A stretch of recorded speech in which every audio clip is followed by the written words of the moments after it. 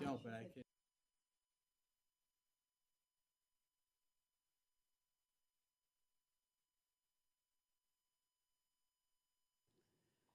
I'd like to call the meeting of our quarterly budget meeting. Mr. Mullaney to present. Which one? The 3 months ending September 30th, as well as the reconciliation of the staffing. So what we do is we like to show you what changed over the summer between the budget was passed to where our staffing is now. So if you look at the sheet under academic classroom professional staff, we have 3.5 positions that weren't budgeted in here. We have one at Lincoln Hancock, one at Marshall, and 0.5 at Snug Harbor. And those were all related to the Title I grant. We were cut $300,000. So these are not new staff positions. These are positions that had been grant funded and had to come into our budget. So these are now in our budget, and they were accounted for in the quarterly budget we have. We also, when we were doing the budget, we had cut one position from Marymount. We went from 17 teachers to 16. The enrollment changed such that they thought it was in the best interest to put that in. So that was a position we're going to shift to somewhere else. So they maintained 17 positions, so that's 4.5 increases. In academic program staff, the only real change was special education. We had budgeted 116.9. We increased that amount by 4 positions last year. And through shifts in staffing, as well as the new IDLC, we only needed to use 3 of those positions, so 1 freed up. So we have a net 1 savings there. So overall, there are 2.5 positions currently being funded in this budget that were not part of the original discussions back in May. So I don't know if anybody has any questions on that. I'll keep going, I think. Okay. So the quarterly budget report, this is for the 3 months ended. So not a whole lot of activities occurred. Just a quick overview, the fiscal year 25 budget was $142,536,467, an increase of $7.9 million over the previous years, making it a budget building year. The mayor's appropriation was $134,186,467, or a 5.21% increase. Projected circuit breaker funding was budgeted at $7.35 million. And all these together allowed us to meet all our contractual obligations and provide $2.5 million for budget building. The majority of that approximately $1.8 million, went to fully fund and staff the new IDLC, the Victor Cristofaro Learning Center. So we have some good news and some bad news on circuit breaker funding before we get to this. The actual reimbursement was not the 7.35, but $8.38 million, $1 million increase over the budget amount.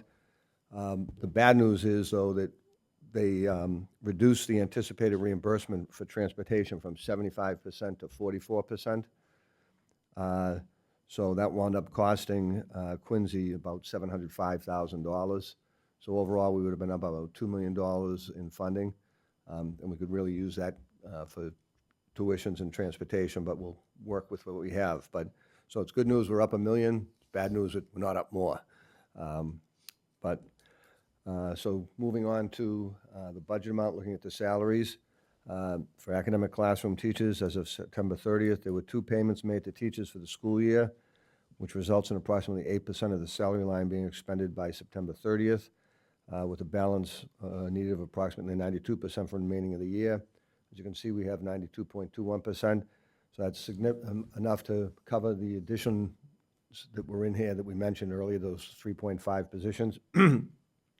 And there will also be increases in levels that come in February. So that will lead into some of this, but we've got sufficient funds to get through the year with the anticipated increase in funding level changes. For academic programs, it's the same thing. 2 of the 26 payments were made. So we have expended 7.64% of that, and we have 92.56% available. Again, that's sufficient to get us through the year.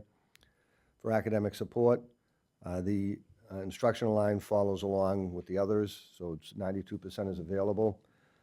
For all the other employees, the majority of these are 52-week employees, so we've had 12 pay periods, which means we should have expended 23% and have about 77% remaining.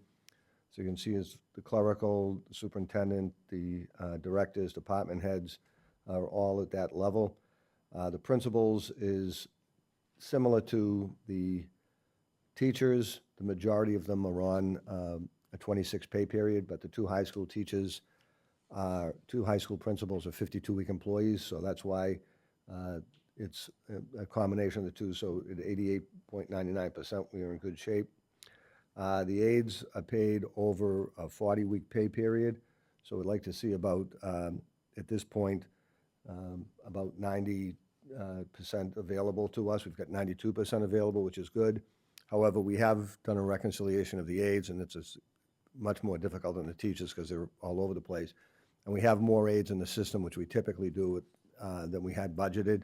So we'll be watching that line item very closely as we move forward. So for non-academic support, the clerical, these are all typically 40-weekers, so it changes depending upon whether they've been paid, like the custodial, which is 52 weeks, or like an aide 40 weeks. So if looking through them all, the clerical is 78% in good shape. Custodial appears to have a significant amount expended, almost 30%. It's for two reasons. We have a lot of overtime, which you'll see down below. And the second is we had a $400,000 reduction in this line that will offset by charging back to the food services. So once we put the $400,000 in, we're back into a good spot on that. Maintenance, security, attendants are in good shape. Drivers, we have a significant amount unspent right now. Normally we'd have more. Hopefully, we put an ad in the paper, we're getting some interest, so hopefully we'll be having a lot more bus drivers working for us in the near future. So we have the ability to pay any new hires we have. We're looking to hire full and part-time drivers right now. So when you look through all the the salaries, we're in pretty good shape on all of them. I don't know if anybody has any questions. Yep. Okay, moving on to the expenses.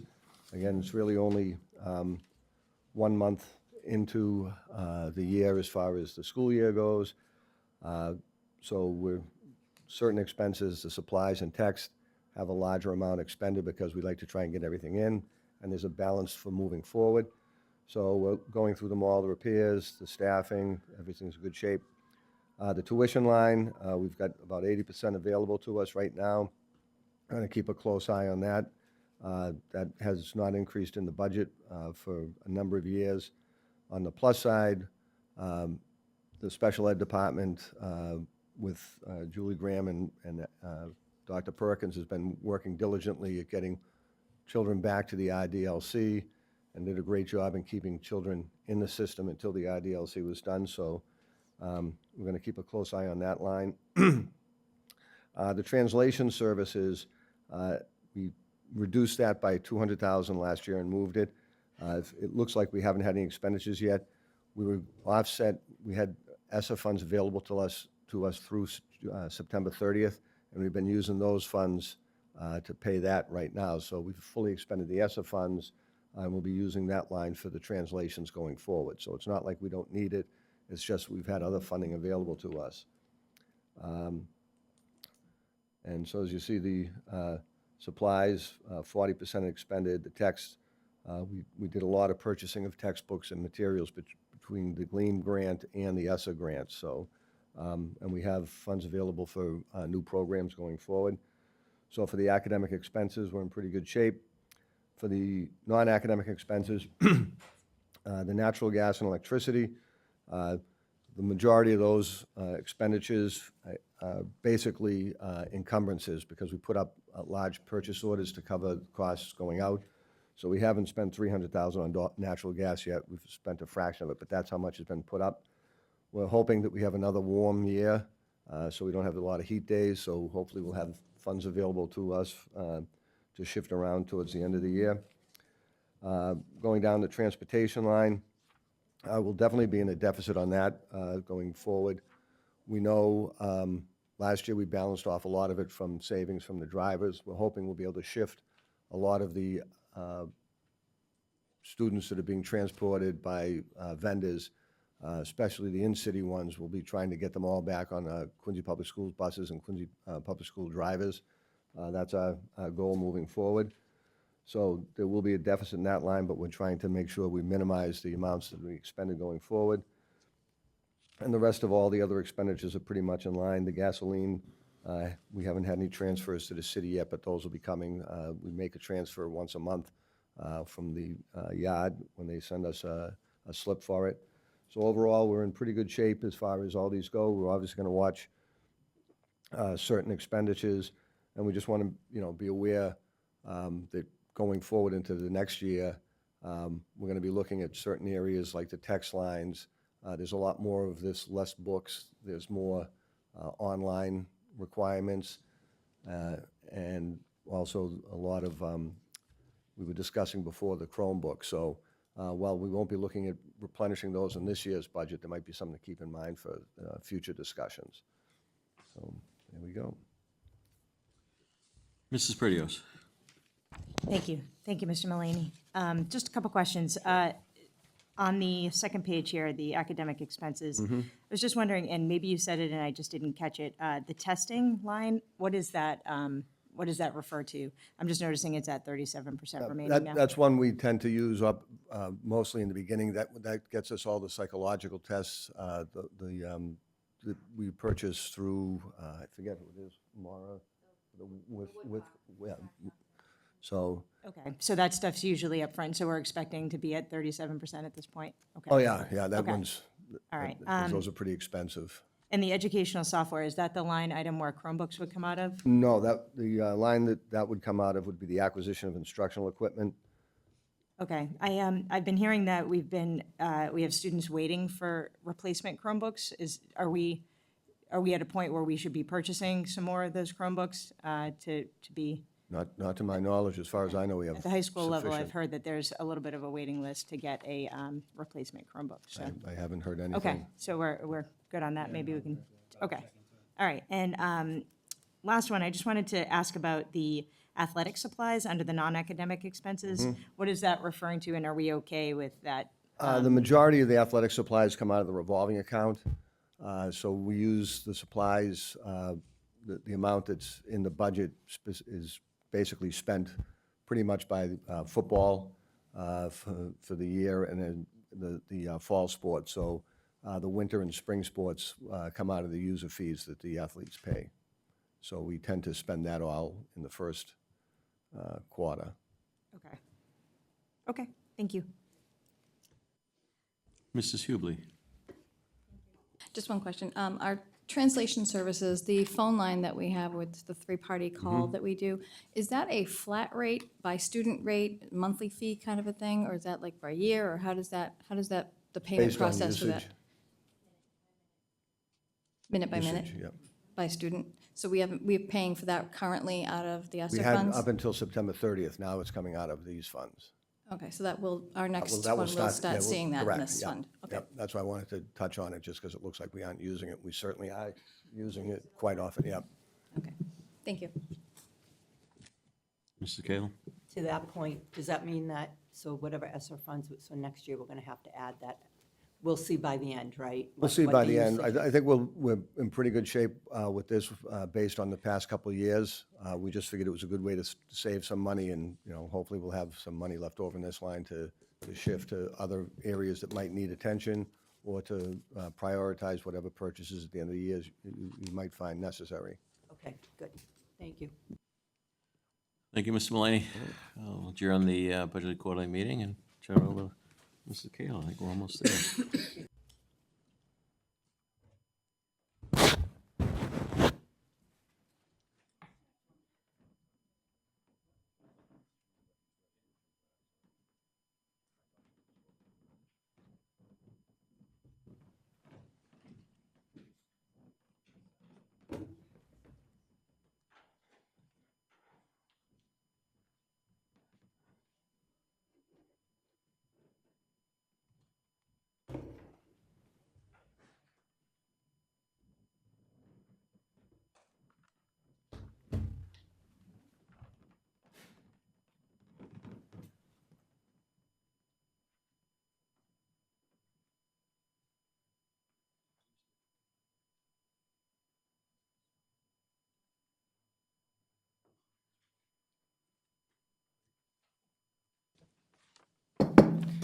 Like to call to order the regular meeting of the Quincy School Committee Wednesday, October 23rd, 2024 at 6:30 PM.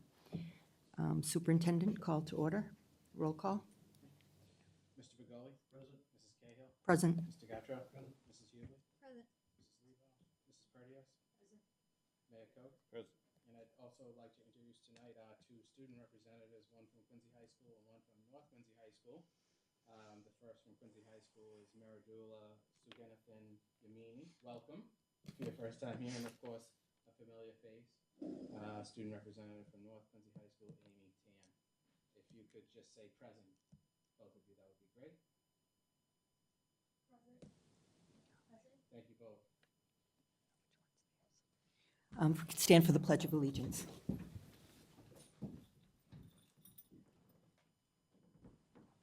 Pledge allegiance to the flag of the United States of America and to the republic for which it stands, one nation, under God, indivisible, with liberty and justice for all. Superintendent? Thank you. And good evening, everyone. We do have one memoriam tonight. If you could please keep in your thoughts and prayers the families and, of course, the retiree herself who passed away recently in the last few days. The person is Catherine K. Barrett. She was an elementary school teacher who taught at Beechwood Knoll Elementary School and Bernazzani Elementary School for 30 years. Again, if you could keep Kay and her family in your thoughts and prayers. Thank you.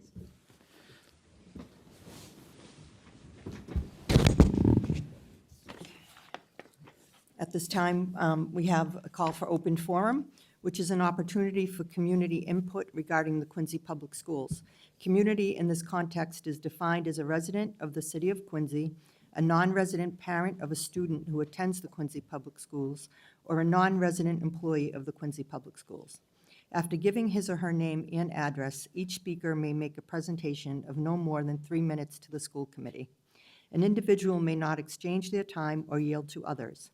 Residents or non-community persons may submit written statements of up to 300 words to the school committee at qscopenforum@quincypublicschools.com by 4 p.m. of the day prior to the posted school committee regular meeting. Written statements will be posted on the school committee section of the Quincy Public Schools website by noon on the day of the posted school committee regular meeting. Do we have anyone here for open forum? Okay, thank you. And next, we have superintendent's report. Thank you. Again, good evening, everyone. Hope everyone is doing well. The first item on the agenda is staff recognition. I would like to take this opportunity to congratulate Quincy High School culinary arts teacher, Jackie Niosi, who recently coached her 300th win, amazing, as the girls' varsity volleyball head coach. Coach Niosi has built a strong tradition over her years of coaching at Quincy High School. This year's team is 16-2 and has already clinched the Patriot League title. Congratulations, that's amazing. Nice. Good luck to the team as they face Silver Lake High School tonight at senior night, and that is, of course, the reason why Coach Niosi could not join us tonight. She's busy coaching her team. I just want to wish Coach Niosi and her team all the best, and of course, congratulations on this great milestone in her career. Next is both North Quincy High School and Quincy High School will have accreditation visits from representatives from the New England Association of Schools and Colleges, also known as NEASC, in the next few weeks. First up is the collaborative conference at North Quincy High School on November 6th and November 7th, where the school's self-reflection report will be reviewed with staff and members of the superintendent's leadership team. The NEASC decennial visit will take place at Quincy High School on December 2nd through December 4th, where growth on the previously defined priority areas will be documented and discussed. School committee, of course, is invited to attend this meeting with the NEASC team on November 2nd at 7 p.m. And of course, a calendar invitation was sent out to you today, so we hope you can make that meeting. Next is the upcoming Quincy Public Schools City of Quincy event and City of Quincy events. They include on Wednesday, October 30th at noon, the annual presidential birthday wreath-laying ceremony will be held at the United First Parish Church in Quincy Center. Students from Quincy High School and North Quincy High School have been invited to attend. The event is also open to the public. On October 30th, the inaugural Adams Speaker Series event will be held at 5:30 p.m. in the Quincy High School auditorium. A distinguished panel of historians will be presenting on the topic of President John Adams's passion for the public good and civic education, so very timely. And this event is free and open to the public as well.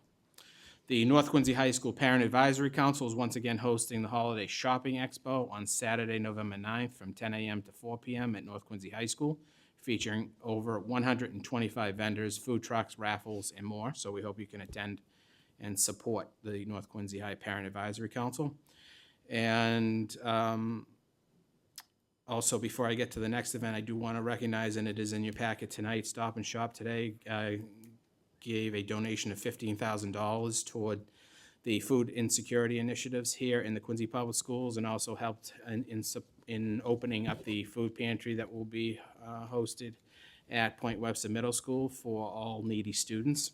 Again, the generosity of Stop and Shop is never ending year in and year out. They just are an amazing partner and support us so much. This is one of the greater initiatives that we've partnered with, and again, it's in your packet for approval for a $15,000 donation to our food insecurity program for our students and families, so again, thank you to Stop and Shop, and also Procter & Gamble for helping to assist with the high hygiene products as well. And lastly, I know this mayor wants to talk on this upcoming event as well, the City of Quincy's annual Veterans Day Parade and Remembrance Ceremony will be held on Monday, November 11th, beginning at 10:30 a.m. at Quincy High School and ending at Mount Wollaston Cemetery, and I know the mayor would like to speak on this as well. Thank you, Superintendent. In addition, on the Saturday, the November 9th, some of you may have read about it or heard about it, but I'm also sending out another plea. We are going to be honoring the veterans of the Persian Gulf, Iraq, Afghanistan, and the global war on terror. So we're asking folks that may have served from Quincy, if you went into the military from Quincy, or if you now live in Quincy and served during those wars and conflicts, I would love to hear from you so we can include you in the program for that weekend.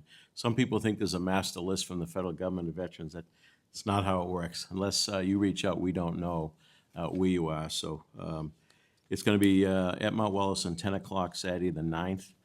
We're going to be unveiling a beautiful monument. Unfortunately, there's going to be names on that monument that didn't come home. And we'll be honoring the Gold Star families as well as all the active veterans. So those of you who can come by and salute those veterans, we'd appreciate it. And the Monday event will continue as normal, which honors veterans of all wars and conflicts historically. So thank you, Superintendent. Thank you. And that concludes the superintendent's report. Okay. Old business, there's none. New business, we have the QPS Spring 2024 MCAS and accountability data. Dr. Perkins, Mr. Mariani, I want to say Mariani, Ms. Quinn, Ms. Tierney, and Ms. Vaughn. Mr. Tierney and Ms. Vaughn.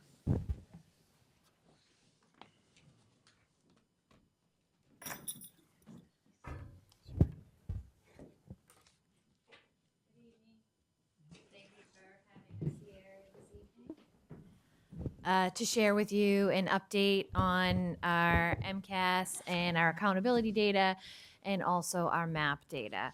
So before we start, I just wanted to take a minute. I mentioned it in a previous presentation, just kind of how we fare in terms of the Commonwealth. So across the state, our English language arts scores were lower than they were in 2023. And I think that what you're going to see from our data is that we absolutely mirror the state in all of the areas that were concerns across the Commonwealth. So in ELA last year, we had seen some nice improvement, and we thought that, we were really optimistic and felt that that was some really good signs of recovery from the pandemic. However, this year, we definitely did see a drop in some of our ELA scores, as did the rest of the state, and Bridget will talk about that. The math results, there was some improvement across the state in grade 3. However, all of the other grade levels were relatively flat in terms of their performance across the state as a whole. And in terms of science, there was some improved achievement in grades 5 and 10, but lower achievement in grade 8. So we just wanted to paint a picture so that you know as you're looking at the data what's kind of the common themes across the Commonwealth. So tonight we are going to talk about our accountability data. We'll go through our math, both our MCAS and our MAP data, our science data, and our ELA data. I just do want to take a minute. We have been poring over this data for weeks now, and I am joined by a very talented team. So I have Mike Mullaney, the Director of Curriculum, Kim Quinn, the coordinator for mathematics, Bridget Vaughn, the coordinator for English language arts and literacy, and Chris Tierney, our data and assessment coordinator. So they have been instrumental. I do just want to point out, some of the things that we've already done prior to getting here tonight. So we have met with all of the principals. We have presented the district data to each and every one of our principals. We'll talk a little bit more about that when we talk about what we saw in terms of our reflection from the district and what we're suggesting that we focus on moving forward for this upcoming school year. And so we did meet with each of them. We went through everything.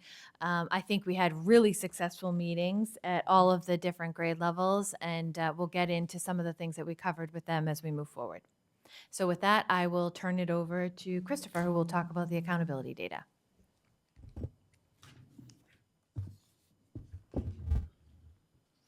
Thank you. Good evening. Tonight, I'll be taking you through our accountability data, which was released in September. As you see here, this is now the second year since the pandemic that progress towards targets has been measured.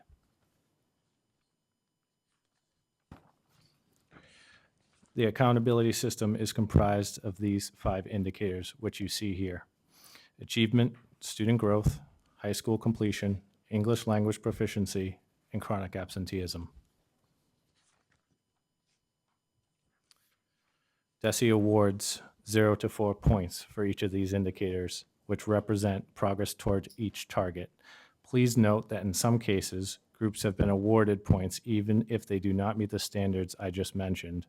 In addition to targets, the state will also award points to groups if they fall within a certain statewide percentile for that indicator.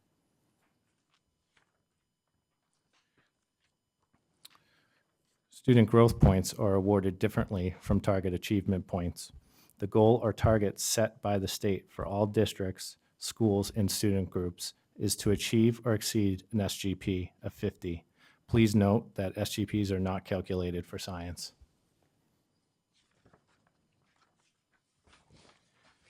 The points earned for each indicator are combined, weighted, and calculated into an overall percentage that reflects our progress toward the targets. This year, the method for determining our criterion reference target percentage has changed. The state is now factoring in the prior year's target percentage and weighting it alongside this year's target percentage. With that said, the district has been classified as not requiring assistance or intervention, and we have been identified as making moderate progress towards targets.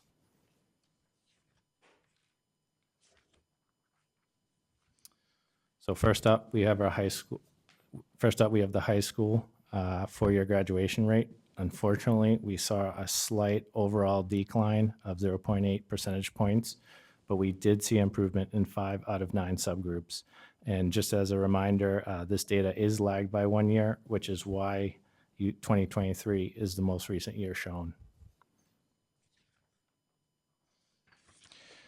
For the annual dropout rate, we experienced a slight increase of 0.5% from 22 to 23, but we did meet or exceed the target in 5 out of 9 subgroups.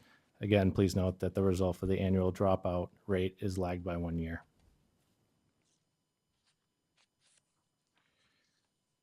In advanced coursework completion, we did not meet our target, but we did see an overall improvement, as well as improvement in 8 out of 9 subgroups.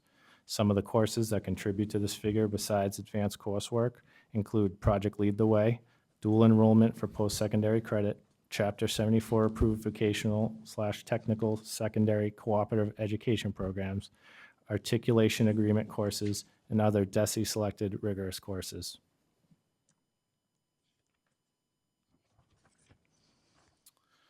For ELA, high school students experienced typical growth overall, with the exception of Asian and multi-race non-Hispanic students, who were awarded 3 points for typical high growth.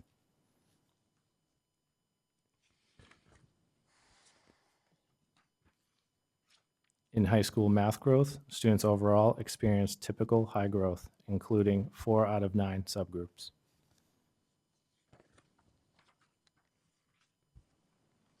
For ELA non-high school growth, we were awarded 3 points for achieving high growth overall, along with 7 out of 10 subgroups.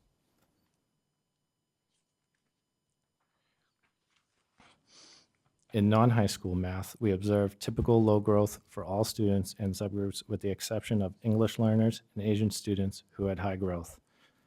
I'm now going to turn the presentation over to Dr. Perkins to talk more about chronic absenteeism.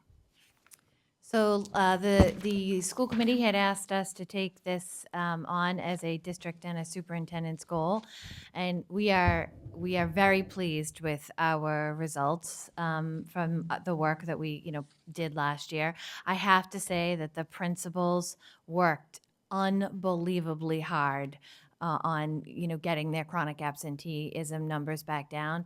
And so in K-8, we did cut that number almost in half, and we decreased. We are now 9.9% from last year was our new overall chronic absenteeism rate. So we went from 14.9 in 2023 to 9.9. That is absolutely due to the work of the principals and the school teams. They just worked so diligently on making sure they knew who their kids were, who were the kids that were chronically absent, how could they help motivate them to get to school, what were the interventions that they could put into place. Mr. Mullaney and I have already started meeting with them this year, so we'll talk about that, that we are going to keep working on this as a continued district goal. So we'd like to see that number be even lower, but we are very, very pleased with the work that they did and we did last year. High school, we're still concerned with. It's still higher than we would like to see it. We did decrease a little bit. We went 1.1%, down from the year before. I will say, and I don't want to, take all of the focus away from the great work that the elementary did. But so they are working really hard. Both principals have taken this on as a district initiative. And we've also met with them. They are doing whole school initiatives. They've both sent things out. And so this is definitely the high school level is going to be a huge focus for us moving forward. And I think that that's really where, in terms of the district, that we're going to place the majority of our focus. So you can just see the breakdown in terms of the targets. So, we did make, at the high school level, we have some decreases in some areas, and some areas are still much higher than we would like them to be. So you can see that although we decreased in the Hispanic Latino category by, a change of 10%, which is good, but 40% is still significantly higher than what we would like it to be. So we're really working with both principals on this and working to, come up with some strategies and some ways that we can support them. The recovery academies were definitely helpful last year. We're hoping to be able to do those again this year. However, that has to be approved by the state. The state does have to allow us to do that. And although Mr. Mullaney has become the man from the state's best friend, he is not responding. So we are patiently awaiting whether or not we'll be able to do some of the Saturday programs or the vacation programs that we were able to do last year, which we found were very helpful. And at the non-high school level, you can just see it just really, I just cannot thank the principals enough, the work that they put in here. These decreases are amazing. They are absolutely astounding. Again, there's still some areas that are higher than we would like them to be. You know, but like our students with disabilities is definitely higher than we'd like it to be. Our Hispanic, Latino, multi-race, some of those numbers are, we want to see those get lower. So as a result, but you can still see we had, I mean, exceeded target across the board. They just worked unbelievably hard. And I know that they're really excited to share that work with you in their school improvement plans. And so as a result, we are keeping this as a district and a superintendent's goal for the 24-25 school year. And we are suggesting, and I do think that this is ambitious because we did drop, it's not typical to drop, 12 points in a year, but we really want to see that number go even lower. So in K-8, we are proposing a 2% decrease from a base of 9.9. In grades 9 through 12, we are proposing a 3%. Obviously, we would like to see more, but we think that a 3% is reasonable and attainable. And so we're hoping for more, but if we have a 3% decrease, we would be happy with that. So some of the things that we've been discussing, we've really been focused on the idea of positive school-wide campaigns right now, because it still is early in the year, although the principals are already identifying those students that they feel like are going to be in danger of being chronically absent. They know who they are. They're working with those families already. But, from our perspective, just making sure that the messaging is consistent across the district and that the principals are including things like that in their newsletters, that we're helping them provide incentives for different options. Different principals take different twists on it, but they're all working really hard to create whole school-wide campaigns that promote positive attendance.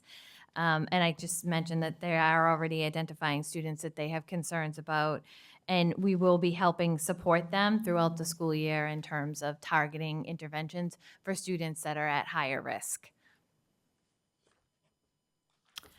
And the next item that we wanted to talk about was the English language proficiency goal reflection. So last year we had that as a district goal. Unfortunately, we didn't see the progress that we would have liked to have seen. So we did set a really ambitious target last year. We wanted to, for students in grades 1 to 12, to make progress towards their proficiency targets by 10% in grades 9 through 12 and 6.9% for grades 1 through 8. So unfortunately for this goal, we actually saw a decrease. This is one where we would like to see the number go up, and we saw a decrease. And so I think the area that we are most concerned with is actually elementary school. Again, although the high school is much lower than we'd like that number to be. The elementary school is not typically an area that decreases like that. So, we're looking at that data. We have some focused action steps, and we're working with not just our EL staff, but also our general education staff to make sure that we're addressing our EL learner needs. And at the high school, although they actually had a positive increase a little bit, up 1.1% in terms of their proficiency targets. This doesn't reflect it, but Quincy High actually had a 10% increase in students meeting their proficiency targets. I think it was about a 10%. Yeah, and so we were really, if you remember last year, that was an area that we were focused on, and we worked with the principals. They created an EL team. We really focused on, work on making sure the students were meeting their proficiency targets, and as a result, they did see at Quincy High a 10% increase. So Principal Ford will certainly share that with you. I know they're very pleased with that. Still, they want to see higher. Obviously, we want way more students to be meeting their proficiency targets, but clearly the focus worked and it's heading in the right direction, but we are still going to focus on high school moving forward. And here you will see just a breakdown of the rate as compared to 2023. So we improved, but we improved below target. So again, will continue to be a focus. And then the non-high school, just a breakdown, that we declined in that area. And so as a result, we have set a goal. It's still a very ambitious goal. So what we would like to see is a 7% increase of students meeting or exceeding their proficiency targets from a base of 23 in grades 9 through 12, and a 7% increase in grades 1 through 8 from a base of 51.7. So some of the things that we are going to be working on to get our students there is that the EL teachers do meet, they do review the state benchmark targets, they look at the access data, which is where the targets come from, and they identify a goal and intervention, and that is what forms what's called the student success plans. And so, so they'll be working on that. They actually already have, those plans are in place, but really the focus is just making sure that that is a living document for those students, and that all of the teachers that work with those students understand what are the goals and what are the action steps and what should we all be working on as a group of educators to help our students meet their proficiency targets. We did meet with both high school principals already this year about this, and we've also incorporated it into our meetings with our K-8 principals as well. And you probably will, I would expect that you're going to see this in the school improvement plans, because many of the schools mirror this decrease in the K-8. And so I do think you're at least going to see action steps about working towards increasing their proficiency targets at the individual school level. And so we do think that one thing that's going to help is that we purchased new EL curriculum. We had a big purchase at the end of last year. The teachers have that materials now. They're getting trained in it, as we speak. And so the teachers will be implementing new curriculum materials. The curriculum materials for EL were really outdated. They weren't even in print anymore. So I think that that's going to also make a big difference. And the EL educators do submit the student success plans to the EL coordinator and also share them with the parents. The parents receive copies as well as translations. And the EL teachers will be monitoring with Heather, with us, with the principals, monitoring progress towards the success of the student success plans 3 times a year. And we'll be continuing to work with the EL coordinator and the site teams to make this a focus as we move forward throughout the year. And then in June, we will meet to review the access results, because that assessment, the results do come out a little bit earlier than the MCAS. And just switching gears just a little bit, and then I will turn it over to Kim Quinn. We have our MCAS participation, which, as always, we have really good participation. We don't have an issue with participation. And so you can see that that's reflected here in this graph. And now I'll turn it over to Kim. Good evening, everyone. So I will be reflecting on our district's math goals and also looking ahead to this coming year. So our district's MCAS math goal aimed for a 2 percentage point increase in constructive response questions.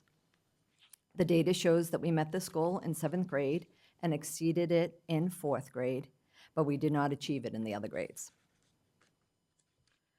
This slide shows the overall percentage scores of meeting and exceeding compared by cohort.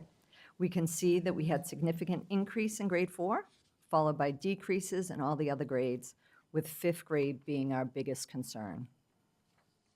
And this next slide shows that same data, but this time we compare it to the same grade level. You can see that we fell in grades 4, 5, 7, and 10. But despite these declines, the district outperformed the state in every grade except for 5th. The state data in the right-hand column shows that 5th graders struggled overall, indicating a broader challenge beyond what is just happening in our district. And this chart, which can be a bit overwhelming at first glance, provides immense insight into the MCAS, the math MCAS, by dividing data into 2 sections: question types and domains. If we look at the left side under question types, we have CR, which stands for constructive response.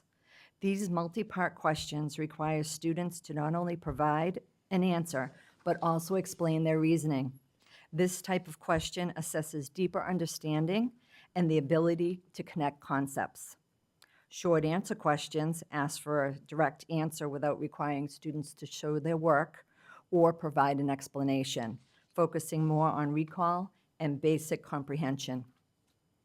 An SR, selective response, this refers to multiple choice questions where students choose the correct answer from given options.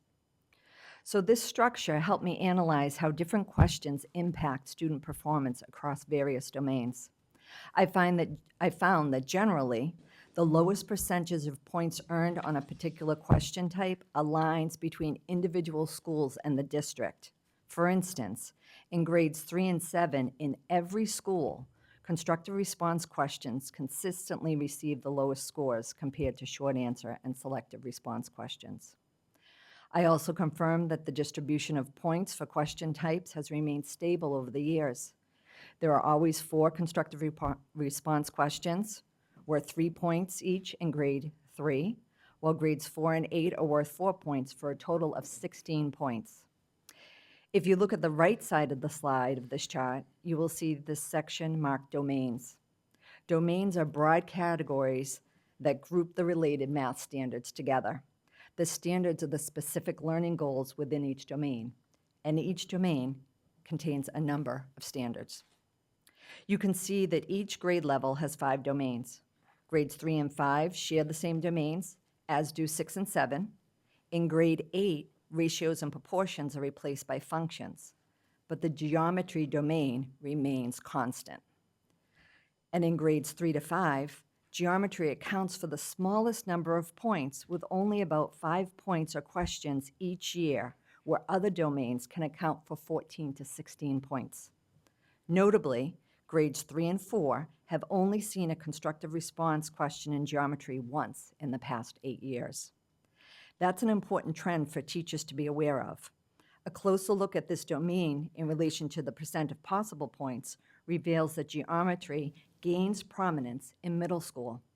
The increase in points allotted to the geometry domain increases from 5 points in elementary school to 16 points by grade 8, emphasizing the importance of this domain in middle school. And we see similar trends at each grade level. In grade 3, the numbers and operations in base 10 domain consistently appears each year as a constructive response question, primarily focusing on 1 or 2 standards, rounding and addition and subtraction within 1,000. For 4th grade, the measurement domain includes 7 standards, but constructive response questions have primarily focused on area and perimeter and unit conversions. So looking at the data in this way allows us to prioritize domains by grade level, such as fractions in grade 5 and statistics and probability in grade 6. By analyzing the question types along with domains, we can help educators identify areas where grade levels could benefit from more practice, particularly in developing their reasoning skills in constructive response questions. This breakdown gives us a focus that will be useful for teachers in preparing their students effectively for the MCAS and helping us to achieve our MCAS goal. Here, it's great to see that students not only met but exceeded their RIT goals. At closer inspection, this year's growth was higher than what we have typically seen across grade levels in math. This caused me to take a look at our achievement levels. Up until this year, our growth in math had been somewhat consistent from the standpoint of where the students end up in the spring.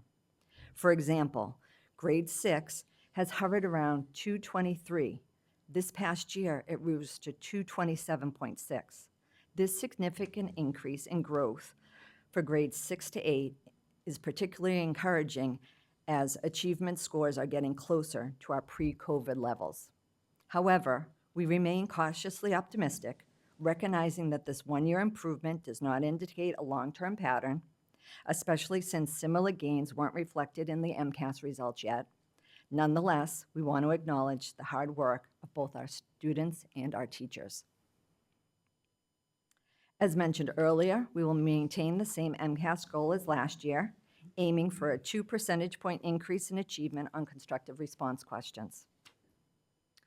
For our math goal, we've increased expectations for next year based on this year's success.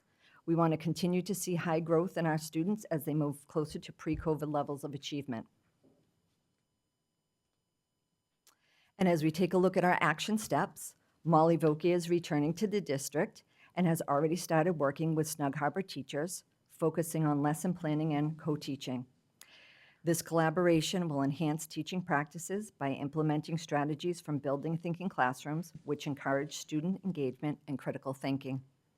Molly will also work with the math interventionist team to help them with these practices to target instruction, ensuring that all students receive the support that they need. And just 2 weeks ago, grade 3 to 5 math teachers collaborated with Molly to enhance their understanding of problem-based learning practices. They also explored the data we just reviewed regarding the relationship between the domains and constructive response questions specific to their grade level. This professional development not only helped teachers refine their instructional strategies, but also encouraged them to make data-driven decisions that can improve student outcomes. The math interventionists will use this data shared this evening to support the classroom educators with targeted gains and activities based on the classroom and grade level needs, as well as continue to work with small groups for targeted instruction. I'm excited to announce that Lincoln Hancock, Clifford Marshall, Marymount, Parker, Snug Harbor, and Squantum have all been accepted into Cohort 7 on the 1-8 grant for ST Math. All grade levels will be utilizing this program to enhance their math understanding. This initiative will provide valuable support for students and foster a deeper understanding of math concepts. And I'm thrilled to share that Atherton Howe, Broadmeadows, Point Webster, and Southwest have received a DESE grant for virtual high-dosage math tutoring for grades 4 and 8. 16 students from each school will work on a specific identified domain over a 12-week period. There is one virtual tutor for each group of 4 students, allowing for different groups to work on targeted areas specific to that group's needs. Students will log in 3 times a week for 30-minute sessions to strengthen their prerequisite and foundational math skills. This initiative will provide valuable support to students, helping them build understanding. And at the end of the 12-week cycle, principals and teachers will reassess and either re-enroll students for another 12 weeks with a focus on a different domain, or choose to include new students in that second section. Broadmeadows will be joining Point Webster and Southwest in using ST Math.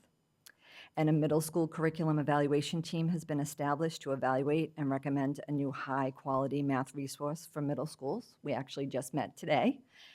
The team will examine each resource and assess its effectiveness and alignment to the standards.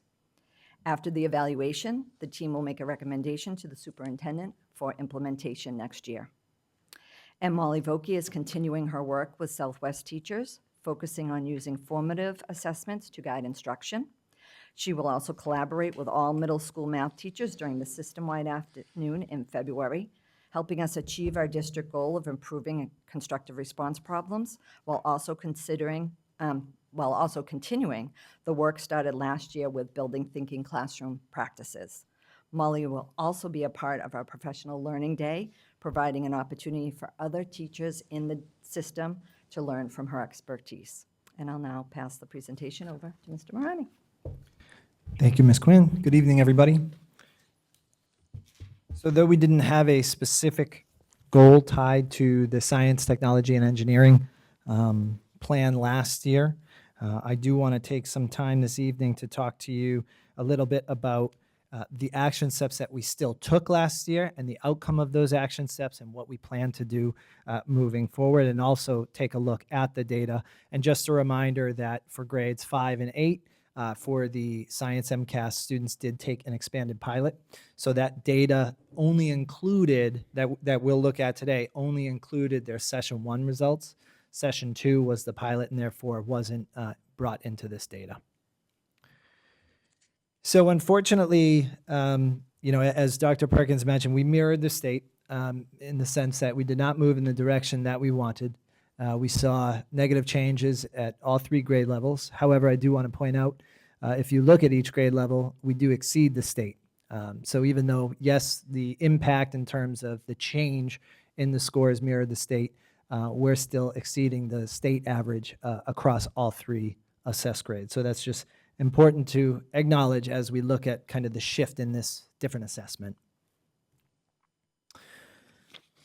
Looking at the MCAS question types and standards, or domains rather, so this is similar to, much smaller obviously, but similar to the chart that Ms. Quinn offered. So it includes the question types, and it also includes the domains. Now it's vertical rather than left to right. However, the two question types that are presented are constructive response and selective response. And you see the domains there are earth and space sciences, life science, physical science, tech and engineering, and then also science practices. So these are the same set of domains within grades 5 and 8. However, the specific standards within those domains change as you go from 5 to 8. Just a couple notes that I want to make about this data here. Once again, and I think you'll hear this when we hear ELA, and as Ms. Quinn mentioned, constructive response is certainly a challenge for students throughout QPS, throughout the state. Particularly at grade 5, we see that it was 38%. What's not included there is the state percentage was 35%. So one item I do want to note is within all of these scores for grades 5 and 8, within each domain, including science practices, our scores are higher than the state average on every single one. So again, as we look at this decrease, that we have to acknowledge that we did decrease, but it is important as we get an apples to apples look about how we compare to the state. Every single score there for Quincy is above the state average. Shifting gears a little bit to MAP science growth. So as is typical, we saw some growth when we look at the RIT change. We have to note that when you look at the RIT change, the starting point for each student is different. So if they're starting at less than grade level, they still might show significant growth, but they might not perform as well as we'd like on the MCAS, because MCAS is a grade level based test. However, the changes as we look in grade 4 is a 5.5 RIT point increase. Grade 5 is 5.1. Grade 6 is 4.3. Grade 7 is 4. And grade 8 is 3.4. So growth across the board. It's important to note. And I will talk about, as we look at the goal for this year, I will just be referencing the target growth that we're looking for in relation to the growth that we had here. So I'll comment a little bit more on that momentarily. However, I do just want to quickly reflect, because as I mentioned, we did not have a science goal due to the expanded pilot last year. And therefore, I just wanted to take a little bit of this time tonight to just quickly reflect on the action steps, because we still had the action steps. We still did plenty of work within the science subject. So, as I mentioned, the expanded pilot was a vital part of our preparation last year. We're now shifting gears. So now this year, it is not fully operational. However, it's shifting to field test. So a big focus for us is figuring out what the state means when they say science and technology engineering MCAS at grades 5 and 8 is now a field test. So part of our action steps is getting the training from the Department of Ed to learn how that's going to impact our students and impact our teachers. So more information on that. I hope to have more information that eventually I can share with all of you, but that's certainly a focus for this year. We established a curriculum selection team. I've presented on this a few times. We're going to continue to move forward with SAVIS while we explore Open SciEd. So we do have teachers across all 5 middle schools piloting those Open SciEd units. And so they still have SAVIS as their core curriculum. However, we're exploring Open SciEd as we pursue the 1.8 grant in hopes that eventually we can do a full adoption in the next few years if, in fact, the pilots go well. So we still want to make sure that there's teacher input along the way. And then just a few other action steps that are somewhat continuation. So we continue to implement Project Lead the Way. We'll do that again this upcoming or this current school year. We're still moving forward with the STEM fair. That's always a great night across the different schools, so we'll continue to do that. That gives students a great opportunity in particular to test out their science practices, which is very important. We'll have we had the EIE, or Engineering is Elementary unit. That's really 2 units. One is computer programming, one is engineering. We did a lot of PD on that last year. This year, we'll continue to roll it out in partnership with digital literacy teachers and science teachers. We'll continue, the department chairs will once again just continue to, they looked at the data in 2023. They'll certainly do it again this year, but I do want to just point out that this is a pivotal part of the curriculum alignment process that we're working on as we update the curriculum maps across all the subjects, in particular science. Assessing this data is guiding that process. I'm proud to say that the science team already has 9 courses updated, and we just continue on with that throughout the year. We'll continue our partnership with Quincy College to make sure as many students as possible have greater access to college completion in the career pipeline through the early college, high school, and the dual enrollment programs. So we had 68 students that were able to get at least one science-based college level course due to the dual enrollment, and 90 due to the early college, high school program. So lots of great opportunities for high school students to get college level course opportunities. And finally, we did, last year, we did facilitate a STEM Ed Innovators Design Lab professional development, which was implemented successfully September, October, November, and we wrapped that up in December.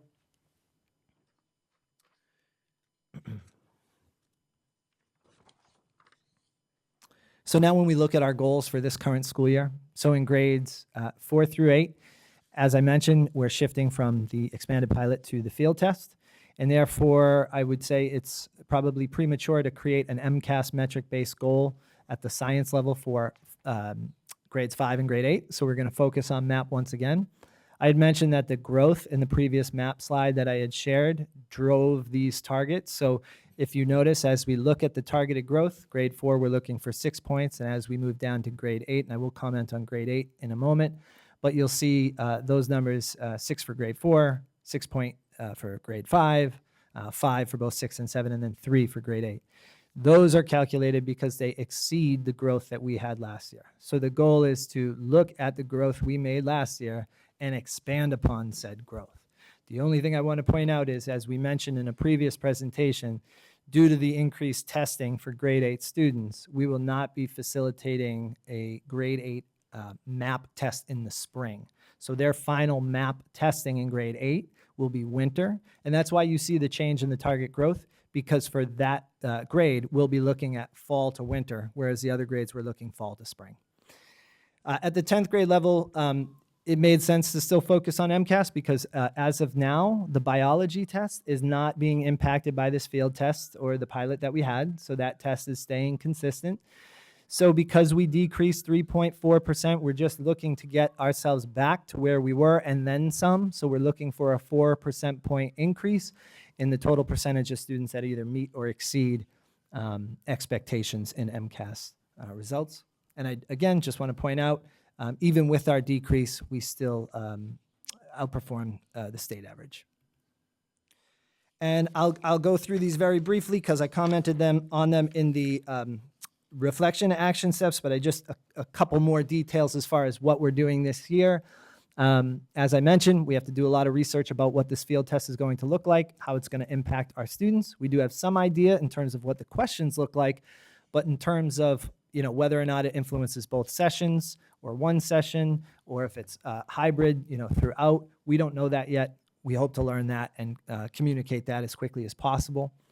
As far as the Open SciEd curriculum exploration, so just as an update, all the kits that are aligned with the units that are being piloted have been purchased and delivered to those teachers that are piloting, so they do have the materials that they need.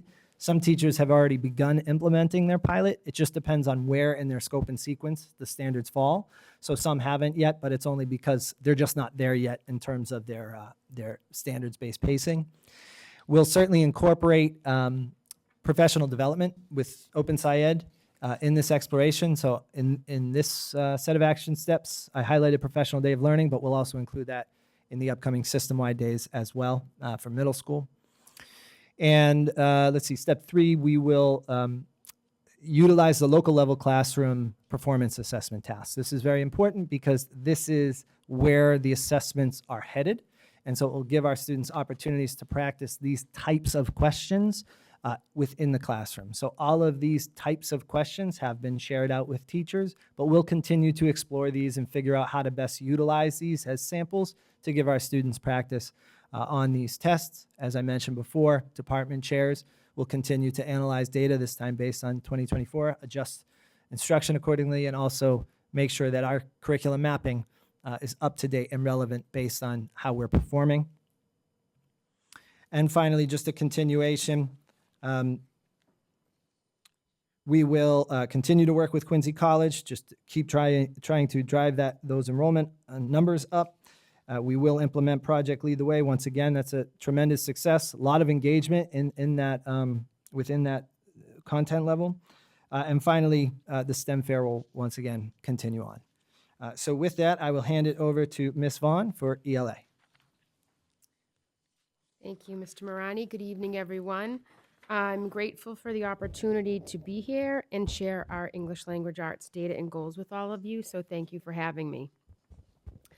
Our first set of ELA slides is a reflection on the 2024 ELA NWEA MAP reading goal.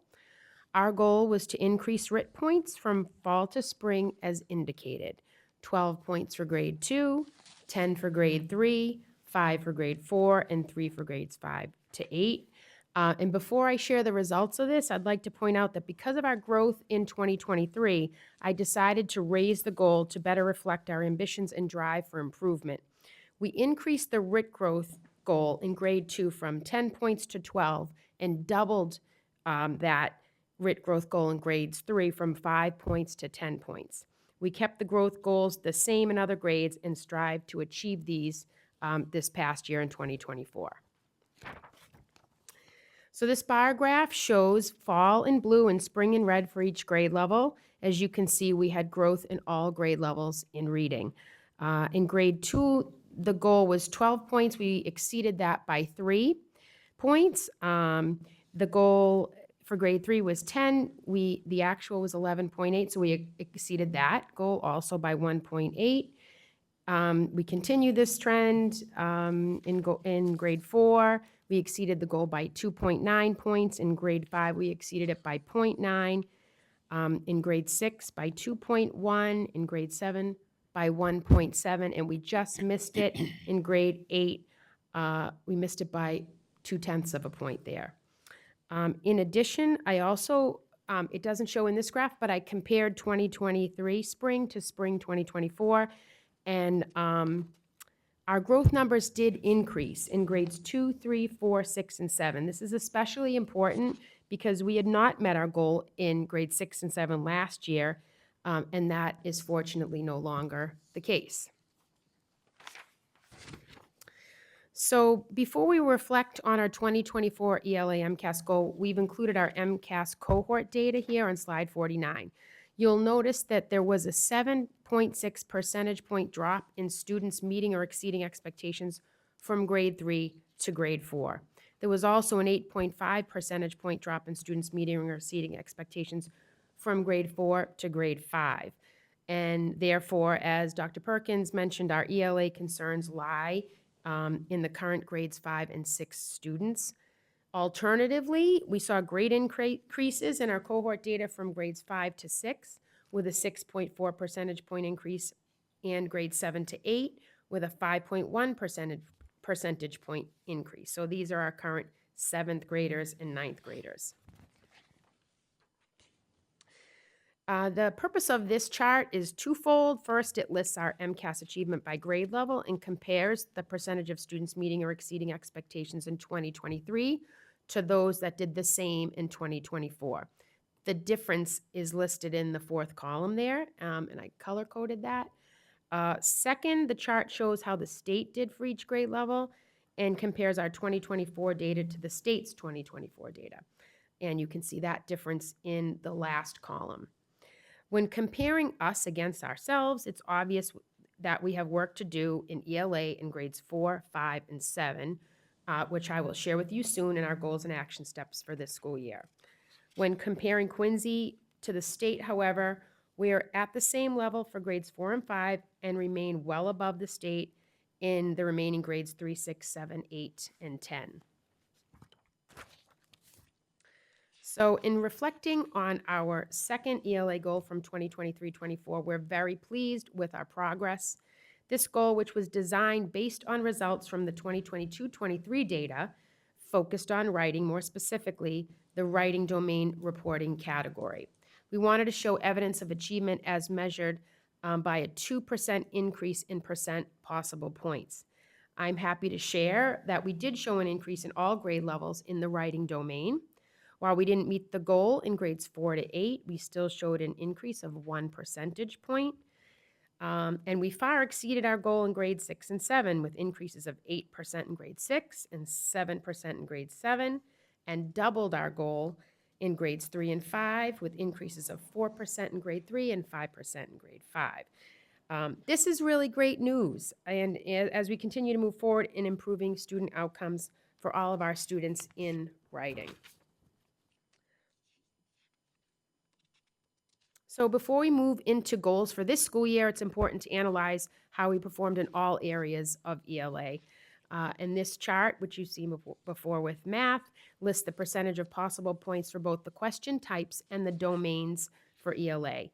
It's clear to see that while we did show growth in writing last year, it remains our biggest area of concern.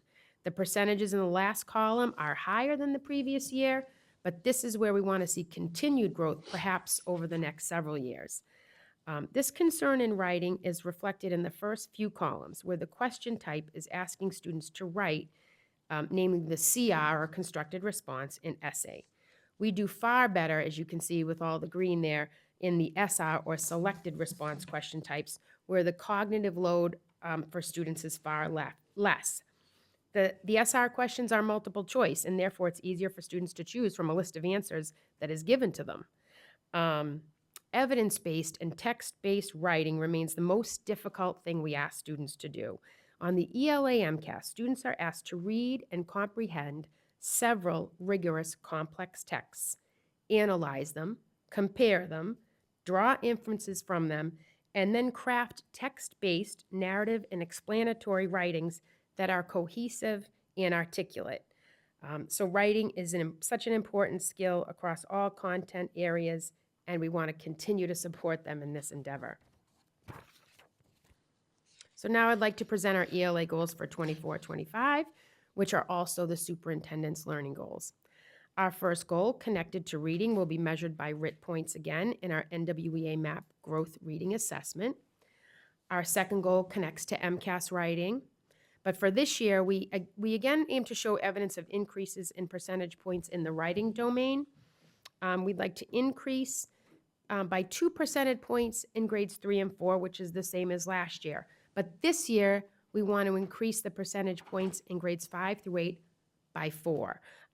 This is a pretty lofty goal for grades 5 through 8, but we know that an emphasis on writing is what our students need, so we will aim to achieve that.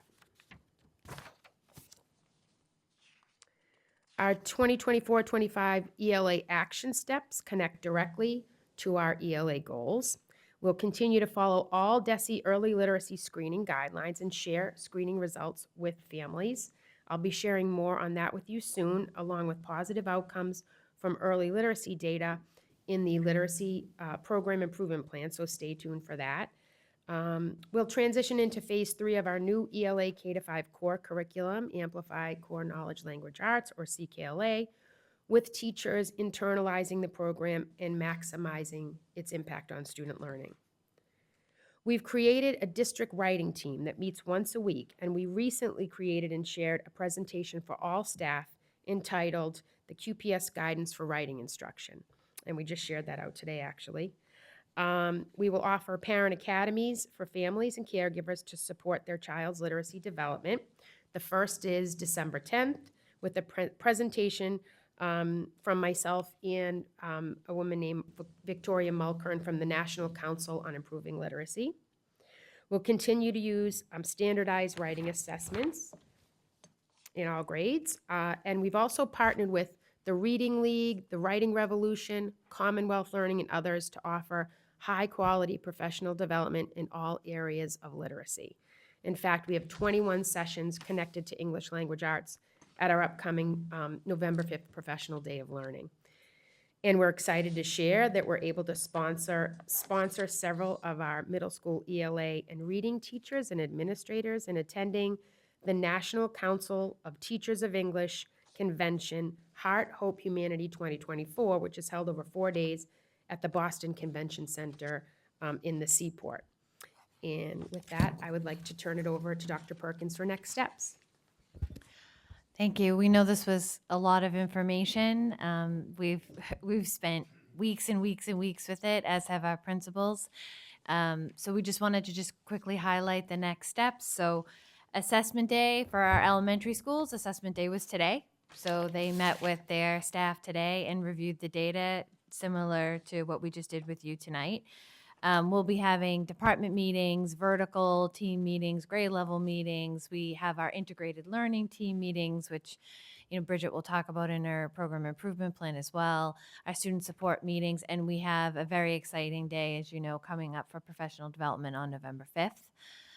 All of this is working towards preparing our program improvement plans and our school improvement plans for each individual school, for our families, for our students, and for ultimately to present to you. And so we'll be implementing the things that the schools talk about and decide upon, their action steps, their goals, and their benchmarks. And then we'll continue to work with the principals to reflect and progress monitor. And I have to thank the principals because they have met with us. We have met with them multiple times and looked at data every which way. They've done a nice job preparing for their own schools and their presentations for A-Day. And I really just need to thank the curriculum team because this is hours upon hours upon hours of work that goes into dissecting it. And I think you could hear from listening to them speak how much information they've gotten from this assessment. They pour over every aspect of it and really know it inside and out. And ultimately that helps our schools, it helps our principals, and it helps our teachers and our students. So with that, we would welcome any questions. I have, anyone question? Emily? This is amazing. It's so much data. Yeah. I'm glad you're there with them because it's a little bit much for me. I'm really pleased to see the chronic absenteeism, how well we did with that, especially at the elementary level. And I think that's going to help our scores. If we can get the kids in the buildings, then we'll be doing better. Absolutely. And a lot of this looks good to me. I know that the MCAS issue is there. It's always, unfortunately, there. I'm very impressed with the MAP scores. I believe in those more because it's growing the growth for that student. It's the same population. So it's a little hard otherwise to really. Right. I know you tried to show that comparison from one grade to the next, but it's really hard. I know the data bothers you in some ways. It's not bothering me that much because so many of the other things that you wanted to do, you got to. And I think if we can get to those things and keep the dropout rate down, I'd like to see that improve a little bit, but I know that some of the stuff you're working on is going to do that. So I'm very, very happy with this. I had one question, though. I've read a lot about high-dosage tutoring and how effective it can be. So I'd love to see, is there going to be some kind of pre-test and post-test around that? If we start using it with kids to see what kind of growth we have? I'll let Kim answer that. She's been working with them. Yes, so through the Department of Ed, and it actually, the company that they're working with is Imagine Learning, who we work with our K-5 math program. And they start, so when the principals identify the students and then they identify the groups, they'll have a pre-test on that domain, and then they'll have a post-test so that they can see how well they did. How many students did you say were going to get the high-dosage tutoring? 16 in each school. Each school. And then really the opportunity is to do double that if they decide to switch out those students and put 16 others in for there's two 12-week sessions. Nice. So they can decide, and it Can be doesn't have to be 12 all or and 24. nothing. Yep. It could be, they might keep 10 kids Right. and add, take 2 out and put 2 in. They'll reevaluate it at the end of the 12 weeks and then decide on where they go. I've just heard some really good, I've read that there's been some really good results with this. It's one of the best practices to really improve things with students. It's expensive, Well, not this time. yeah. But I think to implement I'm it. sure, but Implement it, Desi's it can be covering very that for us, expensive, so but that's. it really does work too. So I just think it's a lot, and I can see how much work went into it, so thank you very much. Mr. Guttrow? Thank you. Overwhelming amount of data to absorb over the last 30 days for the team and reflect and then recalibrate and put new goals. So thank you for all that effort. I have a couple of questions. Page 8, overall district classification? And I didn't follow that. It says 2023, 56%, 2024, 35%. Could you explain what that means? I don't even know what that means. Yeah, so they changed this year, and we do believe that they, we're guessing that they changed it probably because the MCAS scores and the accountability information was a little bit depressed across the state. So I think in order to boost districts up, they combine it over 2 years. So typically, this would not be the case. And so what you're looking at is that they have all of the information like the dropout rate, the advanced placement courses, all of those things are what they call criterion reference targets. So they set those targets for a district in all the EL proficiency, chronic absenteeism, MCAS scores all have individual targets, and that's what they refer to as a criterion reference target. So in 2023, our annual criterion reference target, or our progress, the points that we earned towards the targets that the state had set, was 56%. So we got 56% basically of the points that were available. They give that a weight over the course of the 2 years. So the weight for 2023 for that score is 40%. And in 2024, you see that our criterion reference target is 35%. That they weighted 60%. So they used the formula listed below, and we ended up with a 43%, which led to moderate progress. So it's complicated, but they basically take all of that data, they assign points to each one. So what's their theory on MCAS scores statewide and why they dropped? They are saying, I think they're still feeling the effects of the pandemic. So I think one of the things How long that can they use that? Yeah. Well, I think one of the things that they pointed out, is the third graders. So the third graders did have interrupted education in those early, formative years. And so that we are going to, probably still see an impact of that. I think we talked about it here, about how that could impact students wearing masks and coming to school part-time, students' reading skills and writing skills, and all of those things are impacted. But I also think, like Ms. Lebo said, that the fact that kids, the chronic absenteeism rate, they didn't necessarily say this, but I think we see this, that our chronic absenteeism rate across the state was huge even after we came back full-time, not just Quincy, but across the Commonwealth. And so really focusing on getting those numbers down, because you can't expect to see progress if kids aren't in front of you. So I think that definitely has impacted the overall state scores. Those would be, definitely they shared about the concern that we're still in the recovery phase from the pandemic.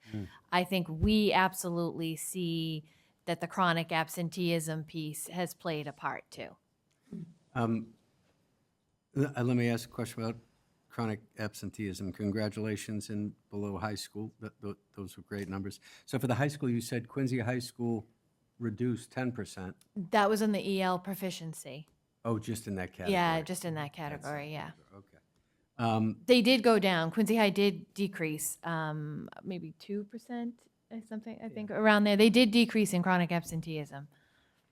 It is just, it's a tough nut to crack, isn't it? It is. So on page 9, the graduation rate, EL and former EL, and then Hispanic and Latino, does that mean, when you look at the 2023 numbers, does that mean that roughly 25% of people in those categories over the 4 years did not graduate? Correct, that would have been identified as Hispanic or Latino. Or EL or former EL? Yep. Wow. It doesn't mean that they've necessarily dropped out. They could still be with us. They could be, we have kids until they're 22. So it doesn't necessarily mean that they didn't, graduate, but they didn't graduate in 4 years. Wow, that's pretty high. And then The last question is, so MCAS, what number of students did not graduate because of MCAS scores? You said that, Yeah. the participants is like 99% across the board. What number did not graduate because of MCAS? And for those students, what do they do to earn their diploma? And we track that and all of that. So, Yeah, we Just- could look, I don't have that number off the top of my head, but I mean, we could definitely get it for Is it you. a negligible number? Is it a substantial number? Is it Well, I think what dozens, happens. hundreds? Oh, no, I don't know. I don't think it's dozens or hundreds. Okay, What I good. think what happens is, so when you take the MCAS Yeah. as a sophomore, and if you don't pass, there is a window, even though maybe you might have scored partially meeting.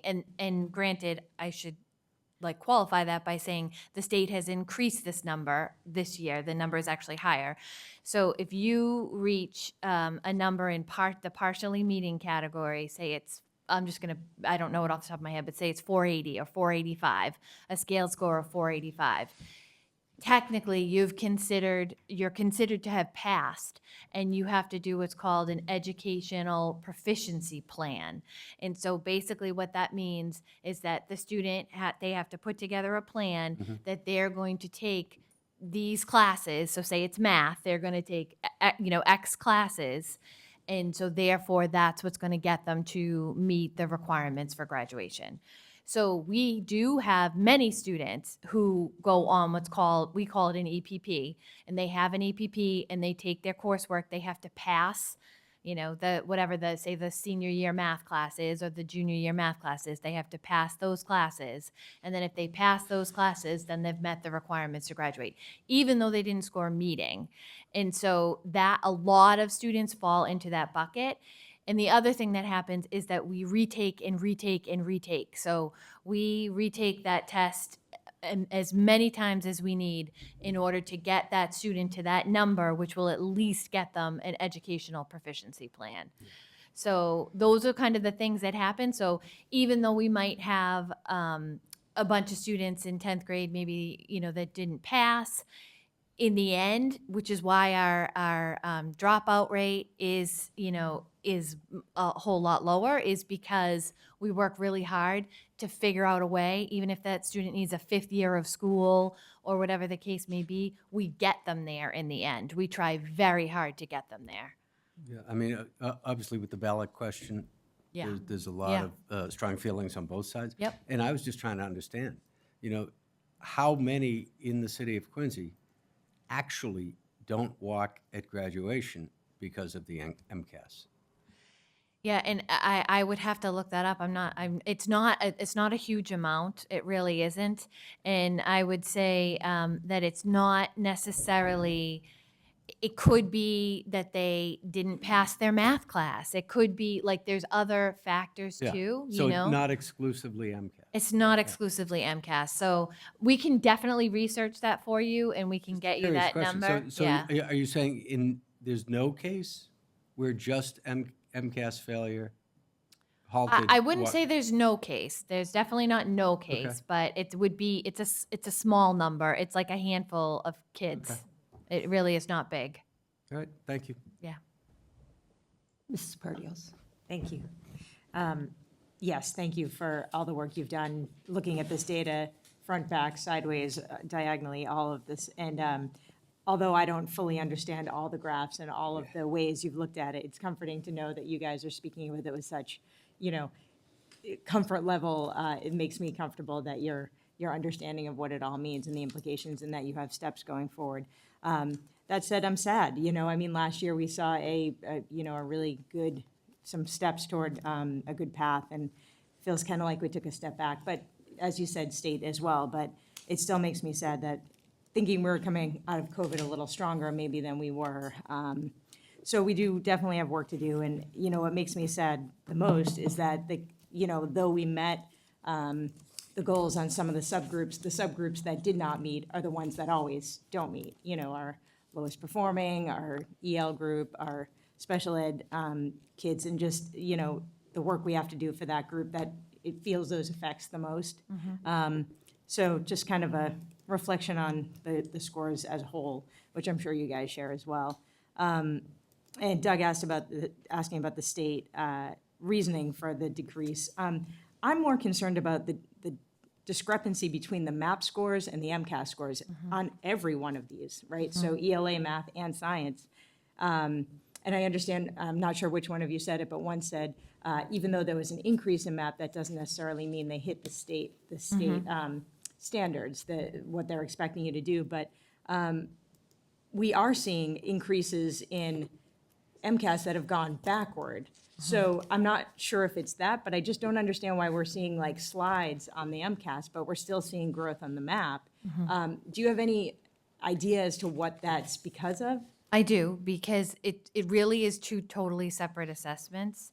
And so I think that when you're looking at the MAP data, what you're looking at is an assessment that's individualized, and it's, so I may get, say I get a 200 RIT score on the MAP. That 200 might still be below grade level. So for me, when I take the MAP assessment throughout the year, I may grow 10 points, in my RIT, but that 10 points, I'm still below grade level. So what we're looking at is their progress over time. So just because they're not necessarily like they might not be passing the MCAS doesn't mean that they're not growing. So I think that they're completely separate assessments, and they're handled much differently. Like the MCAS, if you take the third grade MCAS, it expects that you are at third grade level. And some of our kids are not at third grade level. And so when they take the MAP assessment, yes, they are growing, but they might still have more work to do in order to get to grade level. So we just actually met with, we were at Snug Harbor today for their assessment day, and that's one of the things we talked about, is that in order to narrow that gap, we really have to exceed the projected growth. So because when you, and we talked about this a little bit last year, I think, when we presented on the MAP assessment, when you look, at the MAP assessment, and if I'm a student who is scoring on the MAP assessment, my score puts me in the 10th percentile, right? For, across the nation, because it's a nationwide norm. So if it puts me in the 10th percentile, if I meet my projected growth, and say I'm in second grade, and I meet my projected growth at the end of that year, that score is still only going to put me in the 10th percentile, because what happens over the year gets more challenging. So I'm still growing, but I'm not getting out of that 10th percentile. So I think what we've been talking about here is that we really have to, work with our educators and encourage our principals and our educators to think, look, instead of just necessarily looking at the growth, look at where is that student functioning and what do we need to do in order to get them to the next level. We don't want them to stay at the 10th percentile. We want them to get to the 20th percentile. So what are the things that we need to do in order to exceed that projected RIT growth? And so those are, what you're saying is exactly the conversations that we're having with the principals. We just had with the Snug Harbor staff today, because it's not narrowing the gap. And so we need it to narrow the gap. So I don't know if that answered your question, but that's how we're thinking of it, and that's how we see it. Right. I think what I was looking at is like, so for instance, on page 38, when Mr. Mullaney was talking about how for all the three grade levels that took the science MCAS, they all went down percentages, but you're saying that it's not that they've learned less than they did before, it's just they haven't grown as much as they should have for that next test. And there's Right. multiple grades in between here, so it's not like a 1 year. Right. Is that? And this is different kids. Yeah, this is, Right, and so this it's is not different the same kids, kids. right, When exactly, we're looking so- at the map, we're right. measuring you against you. Yes, Right, yes, from the start of yeah. the year to the end of the year. Yeah, right, so that's really difficult too.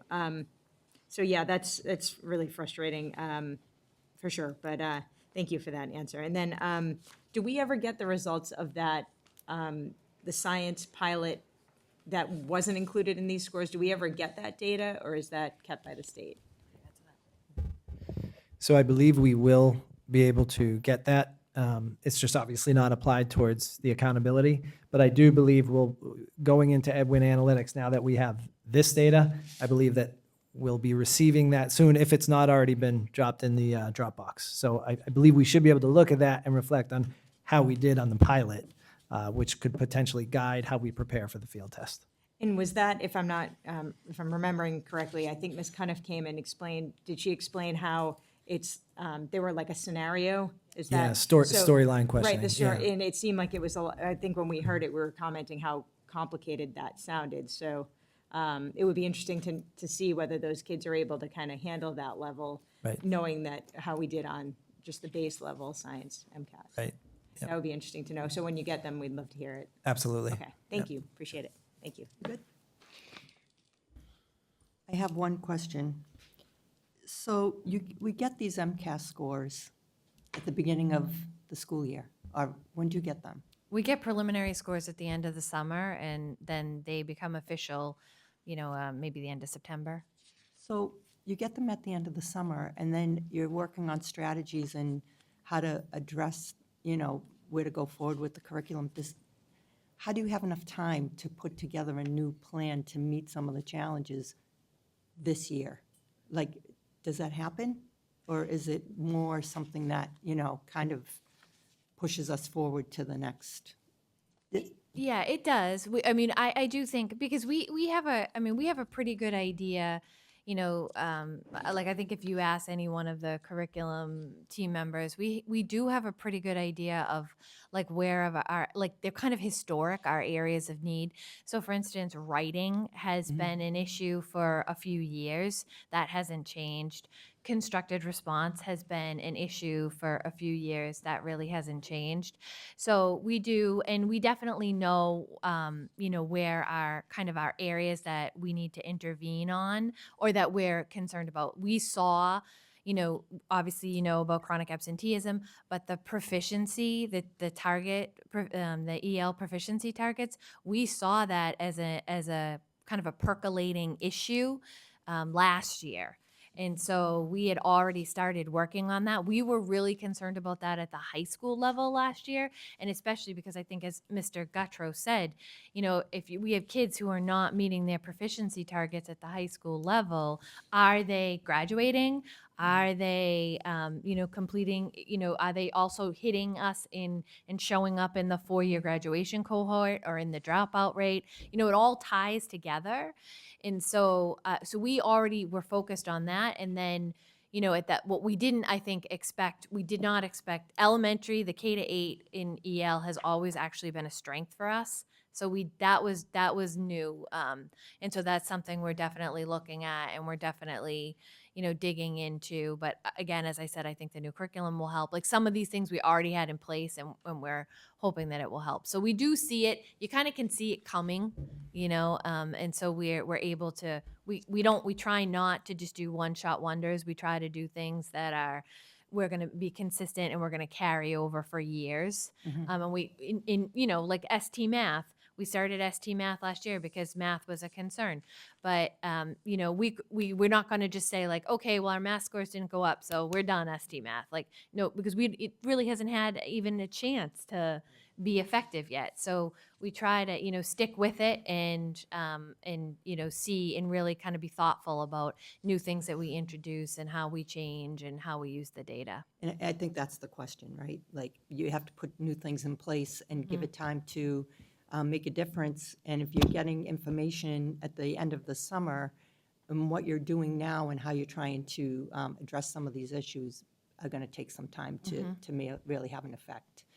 But, and I wonder if DESE do they even look at any of your MAP scores, like to kind of get an idea of No. where you're going and what we're doing in the district and how the kids are growing and stuff like that? They No. don't, so it's No, just they don't total have access MCAS. to that. Yeah. Okay. Okay, thank you. Anyone else? Oh, sorry. Mr. Begoli. Sorry. Thank you. Mrs. Perdio said she was sad. I'm very disappointed with some of the results that I heard tonight. And it's consistent in the 5th grade. And it's been consistent that way over the span of I don't know how many years. And I don't know how we can fix that. But, these kids are not meeting expectations. And just to your point about different kids, meeting different expectations, you have to remember these kids all develop differently. If you're a gardener, you go out in your garden, you don't see all red tomatoes on the vines. You're going to see some green ones, some ones that are just starting to turn, and the ones that are ready to be picked. And that's how kids are. So, you can't, and maybe I'm contradicting myself, but, you can't expect all the kids to be in the same place because they all develop differently. Definitely. And in some cases tonight, you ran out of lipstick, if you know what I'm referring to. I think I might, but not sure. You all done? I'm done. Mrs. Hubley? Thank you. I just wanted to say thank you for all the hard work that you put into this. This is a ton of work, so we greatly appreciate it. I myself put a lot more merit into the MAP testing than I do the MCAS testing, which I know is a snapshot in time. And to Mr. Bergoli's point, yeah, we have had a challenge with the fifth grade every year, pretty much. But basically, it is a snapshot in time, and fifth grade is a challenging year. So I totally understand that. But thank you so much. And I am very, very happy to see the chronic absentee numbers, especially with our Hispanic and Latino, because I know we've gone to several meetings where that was a topic that we brought up, is how much work you were doing with those children. And greatly appreciate that those numbers definitely went up. So what you did really worked. So thank you. Thank you. Mayor Cole? As has been said, there's a lot of data here, a lot of information. I appreciate the work of the team. I hear frequently out in the public, the MCAS, we're teaching for the test. I think people forget that there's an expectation by the state for our kids to be at a certain level across the state in each of the areas of the curriculum. That's what this is about. So the curriculum should be baked such that these are kids, and I'm assuming that's what it is, notwithstanding all the other challenges, kids development differently and bloom at different times and all. But I appreciate all the hard work that is going on at each of the schools. I know the principals are working at it. I know everybody takes great pride in this, right? We want to see success. We want to see our kids succeed. I think the MCAS is an important measurement, but it's not the only measurement. And it doesn't truly measure success or failure with kids. But we need some testing to see where we're at and how we improve, and we need measurements. So it's, I get disappointed sometimes looking at it, and then you get excited about some other areas, and I guess that's life, right? So I just want to say I appreciate all the good work on it. Thank you. Ms. Perdios? Thanks. I just had one follow-up question, Mr. Bergoli and Mrs. Hubley, kind of made me think about it. Is there a way, I know we don't break this down by school, and I'm sure there's good reason for that, for, probably for next action steps, looking at it at this level is probably best. But I'm curious as to the grade 5, where we have two of our grade 5s in a middle school situation. I'm curious as to the comparative results that may or may not have. Maybe it's exactly the same as the fifth grade results of the kiddos in elementary school at that age, but I'd love to see a comparison of fifth grade across school, if that's something that we could maybe internally get, just to kind of compare those. Would that be Yep, something? and they will share it. They do break it down by school in their school improvement plans. Okay. So you will see it there. And we've looked at the fifth grade. It's comparable. Okay. Actually, in some cases, I think it might even be better than. So in some areas, it just depends on the school. Okay. I was just Yeah. curious as to what the trend might be in looking at it that way too. Okay, Yeah, thank you. Yeah. Amy, did you have a question? I think, check your microphone. Is it working? I don't know which one. Okay. Yep, it's on. Yep.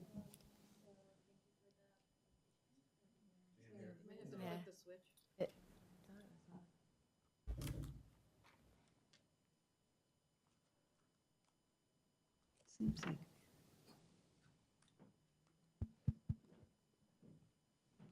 Hit the microphone. Speak up. Speak up. Yeah, okay, now I There you can. go. Okay. So thank you for the presentation, and I had a tangentially related question. So you mentioned that a goal for this STE section was offering like college credit options for students, and you also mentioned that AP classes factor into your district classification. And one of my qualms about North, I guess, is that we don't have a lot of APs. We have a lot of APs, and it's great, but I think in the science wing, there's a few more that are traditionally offered at others, not traditionally, but offered at other large schools, such as Physics C, which is a more accepted college credit as opposed to Physics 2, which is what we have now.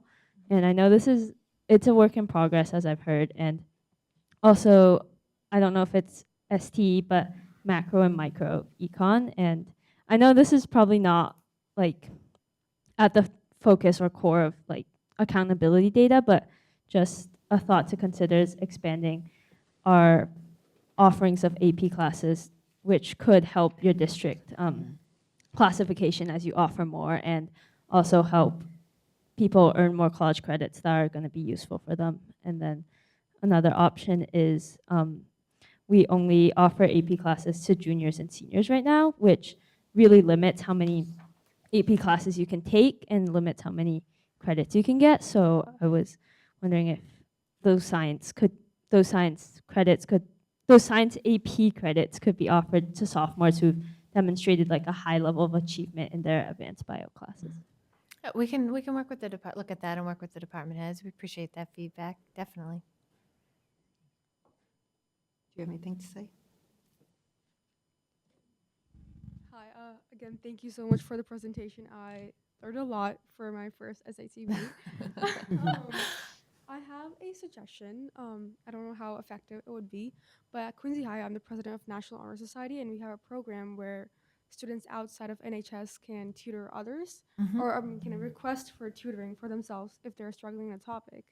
And if MCAS is like they have lower scores than what was expected or the goals, I was wondering if NHS students can help students that don't meet their MCAS requirements to tutor them, because a student-to-student perspective might also offer a fresh approach to learning, especially if they're from the same, if they share like interest, background, ethnicity, those might help improve their scores. So that was a suggestion I had. I think that's a great suggestion, and that's definitely something we could look at. Thank you. Thank you. Excellent, thank you. Okay, so I think, any other questions? Do a motion to approve this? Accept the request. Yep. The goals are being referred to, being referred to subcommittee, yeah. So this is all set? Should be all set. We're good. Okay, thank you so much for all of this. Thank you. Thank you.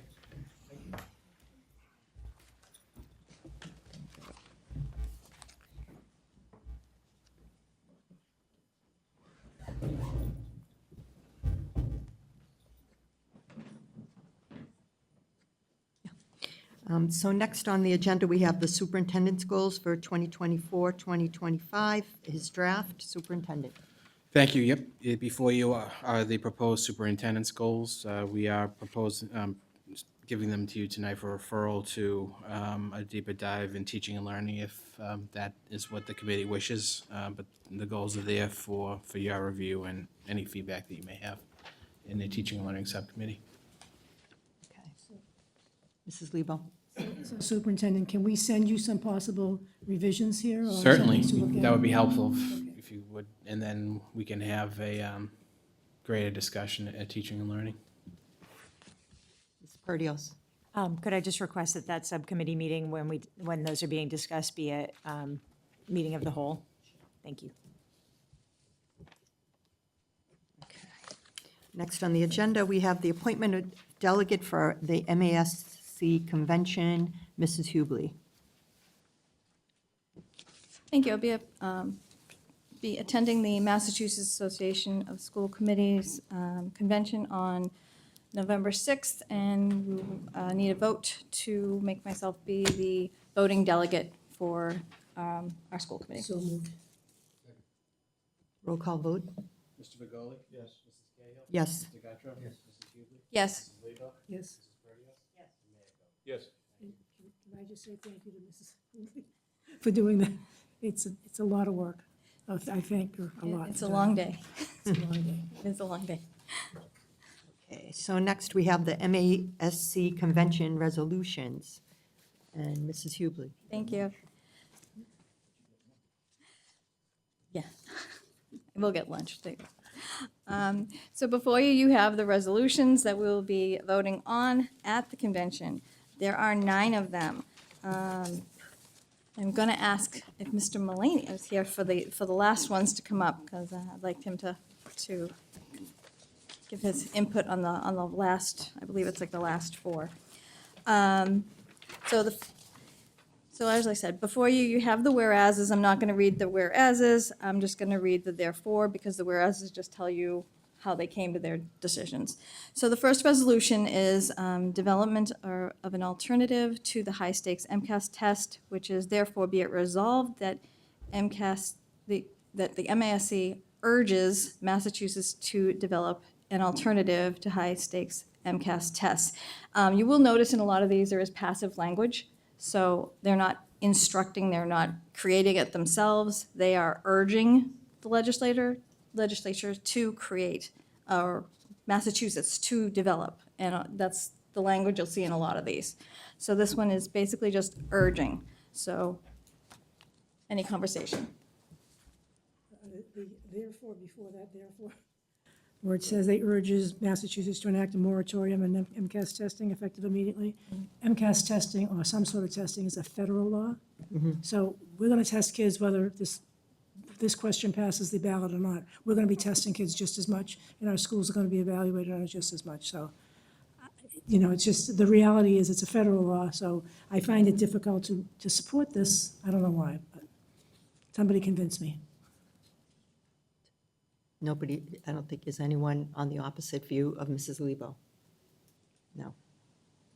Okay. So Make a do we motion. have to take a motion to vote on this resolution? Yes, you have to make a motion to tell me how to vote. A motion? Motion to oppose. Mr. Guttrow, second? Mr. Bergoli? Roll call vote. Could you tell me what it is again? To vote no. By the way, you don't have to, for the point of order, you don't have to have a motion to oppose. If there's no motion to approve, it just dies. And then you don't vote. Correct. Okay. So do you want me to vote no or abstain? Because they will say both. So I need to know how I need to vote. So if you want me to vote no, I'm going to vote no. If I want to abstain, I'll abstain. So, Okay. Okay, you made a motion to what? Oppose. I seconded. okay. On the motion, Mrs. Perdio. Mrs. Lebo, could I just ask you to repeat what you had said, your opposition, I'm sorry, I just couldn't hear you. It's okay. It says here, they urge Massachusetts to enact a moratorium on MCAS testing effective immediately. Massachusetts does not have the ability to do that because we have to test because it's a federal law. We can change the test, we can alter the test, we could put the SAT in there, but we have to test the students and we have to test them in those grades. So this is not something that we can do, so I don't know why we're even suggesting that we do Okay, it. so your concern about it is not the therefore that Mrs. Hubley read, it was one of the other therefores. Right. Okay, so, Therefore, okay, so we wouldn't be really, in theory, voting no to developing an alternative high-stakes test. We're really saying no because there's nothing in the because it's calling for a stop and nothing in the meantime of developing a new one. Okay, I just wanted to clarify why we were voting no on that. Okay. Yeses and nos. Here we go. Okay, so we need a roll call vote. Mr. Bergoli? No. If the motion was, You want to, if support, me. I made a motion to reject it, so yes would be to reject it. Mrs. Cahill? Yes. Mr. Guttrow? Yes. Mrs. Hubley? Yes. yes. Yes. Okay, I will be voting no on Resolution 1. Resolution 2 is an increase in compulsory attendance age. This was brought forward by the Brockton School Committee. Therefore, let it be resolved that MASC recommends that the Massachusetts legislature increase the compulsory age from 16 to 18. Basically, what this is saying is they don't want you to be able to have a dropout rate age anymore. So basically, they're raising it from 16 to 18 means they're eliminating being able to drop out. That's basically what they're saying. And that is because I believe that Brockton has a very high dropout rate. anyone have any comments? Mrs. I Lebo? just have a question. I don't know, Maura's not here, but I'm wondering what the consequences for families are. If the kid stops going to school at 16, we'll be filing, well, Brockton will be filing on kids left and right.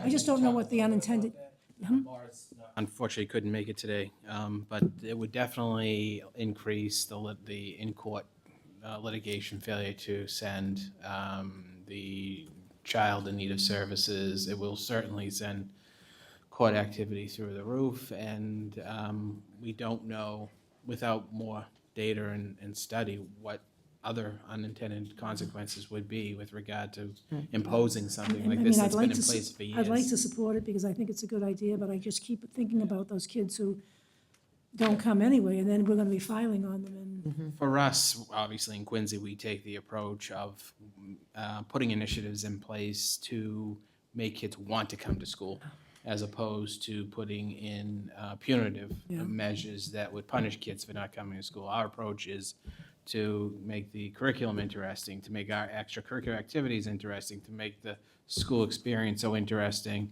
that students want to come to school. That's our goal. give So- options. And give And give options, options, which we've been of course. developing. Which we have. Among many other things. Yeah. And that's part of our chronic absenteeism goals as well. So from our perspective, as we always done under the current law, we make school as enticing as possible to get kids to come. We don't punish kids for not coming necessarily. Of course, when it's 16 and below, we take whatever action we have to take. Right. But that usually does involving DCF, court, many other highly involved cases. But, we work with our families to make sure Right. kids are coming to school, so. Ultimately, I mean, in the end, it would be great if we had no kids dropping out, but practically speaking, I don't think that changing it from 16 to 18 will have much of a major impact, I don't think, but theoretically, without looking at the data, it could be a positive thing, but hard to say.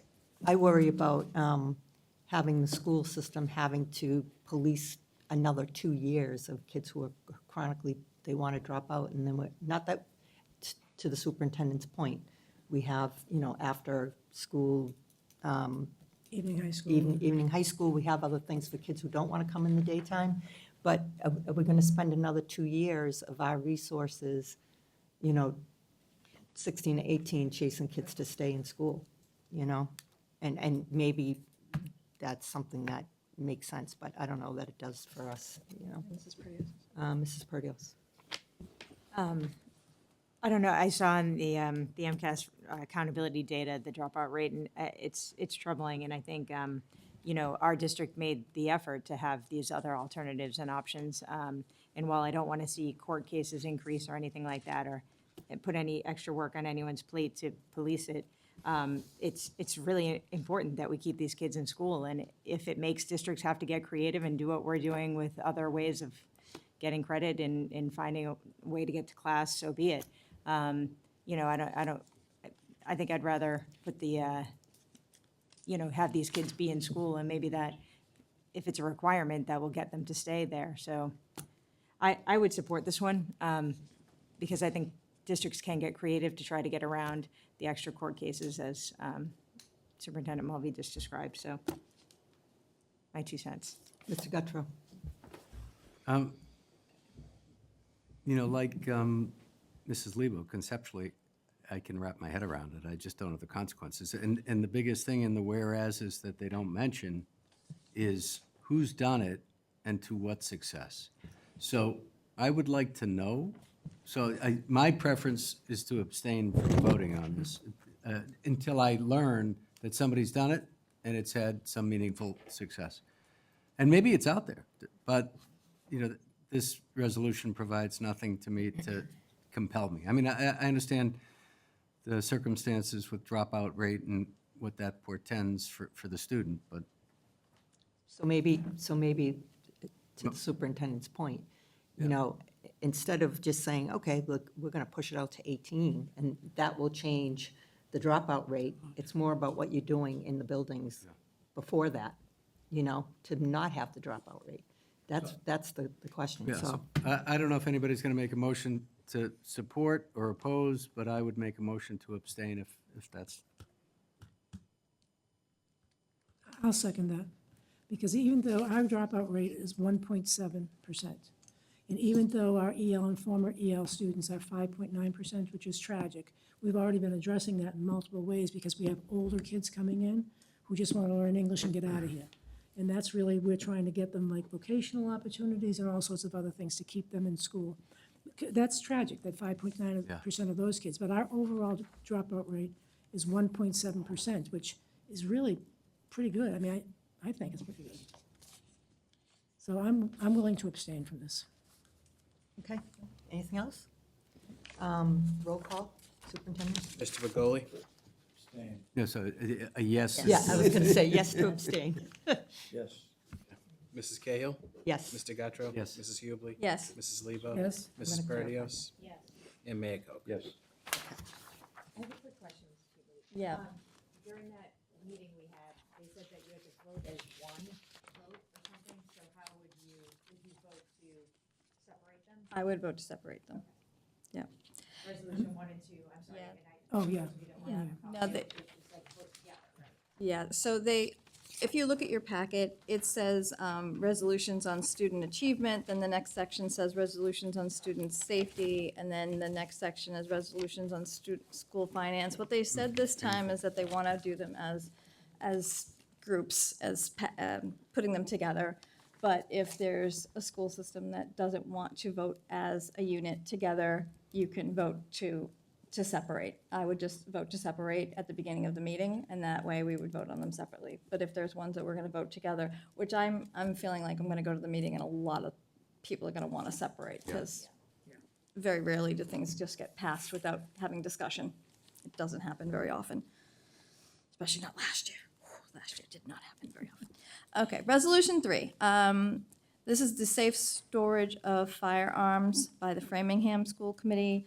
This is another one that says urges in there, but it is basically saying, they want us to send home information on safe storage for firearms to families. Basically, that's what it's saying, and it's urging other communities to work on their local law enforcement, work with the local law enforcement agencies, health agencies, nonprofit organizations to collaborate on efforts to inform district parents and guardians of their obligations regarding secure storage of firearms in their homes and vehicles. But like I said, they're saying they're urging us to ask our superintendents to basically send home materials for people who are licensed gun owners on safe storage, which is, I'm totally fine with it. I think if somebody is a licensed gun owner in their home, they should know what the regulations are anyway, so getting this information home from the superintendent is not anything that should be new to them. So I would be fully in favor of this order, and I've talked to my friends who are gun owners who would also say that they felt that this was a good thing for us to actually send home as well. Because we've already done it in the district, working with the police department. We put together a statement. As you remember, when we had an incident at one of our middle schools, we worked with the police department, who are great, to put together a gun safety message, and we sent it to the entire community. So if we have to do, I mean, if we can do this every year in the beginning of the year, that would be great as a standard practice. But we have the statement already approved by the Quincy Police, so it's certainly something we can do. Okay, so do we have a motion to vote yes on this resolution? Motion, Ms. Perdios, second, Mrs. Lebo. On the motion, On the motion? I have no problem with the spirit of it. What troubles me in a bunch of these is they constantly use national statistics. The United States is very different in every region of the country. I'd love to know what the stats are in Massachusetts. Let me see what they, so I've seen in a few of these questions, they refer to national data. So maybe you could send a little message that let's look at closer to home with some of these things, but I'm fine with it. I was gonna say, I actually have a close friend who's a member of Goals who could give you all the data you would love, so she has a I want ton of it. Massachusetts data. Yes, I I can don't care totally about get you. Colorado. Yep. Get the mayor what he wants. I can totally get that for him. Roll call. Okay, Mr. Begoli? Yes. Mrs. Cahill? Yes. Mr. Gattro? Yes. Mrs. Hubley? Yes. Mrs. Lebo? Yes. Mrs. Perdios. And Mayor Koch. Yes. Thank you. Okay, Resolution 4, School Bus Stop Armed Surveillance Act and Enforcement Penalties, sponsored by the Peabody School Committee. This is basically the Massachusetts Association of School Committees calls on the Massachusetts legislature to enact legislation to pass into law the ability for cities and towns to install on all school buses live digital video detection monitoring systems for the purpose of enforcing violations against the owners of motor vehicles whose vehicles fail to stop for a school bus when required to do so by law. And that is what they are asking for the ability to do. We currently don't have that technology on any of our buses. This sounds like more technology to observe what's happening outside the bus as opposed to what's happening inside the bus. Yeah. If it's just allowing us to do it, but not forcing us to do it, because Exactly. budget-wise, that could be problematic. Exactly, But that's what allowing they're us to saying. do it- Could we not do it now if we wanted to? No, I don't see what would prevent us from doing it, actually. Putting a camera on the outside of the bus. We could do it, but I think the police now have to see it in person to charge anybody with. I believe that's the case. Yeah, I don't know of any regulations. That's what, it says that right here. It says unless witnessed by a police officer, the penalties for passing a school bus are minimal. That's in the Along whereas. those lines, if I might. Sorry. There's been a number of attempts with the legislature to put cameras at intersections, somebody going through a red light, and you get into the whole privacy thing, et cetera, et cetera. So this might fall under that same caveat. It might not go anywhere with the legislature, but Plus it's an expense. Ms. Perdios. Thanks. I don't think that there's any harm in, voting or urging for the ability to do this. But I did ask at that meeting, the cost for the cameras incurred by the district to put them in. It would be a cost incurred by every district to do that. So I think you couldn't mandate them to do it because I don't know if every district would have that. I mean, I suspect that would be a pretty big expense to upfront and then to maintain that equipment. So I don't know if we could find a spot for it, but I'm all for the idea of it, so.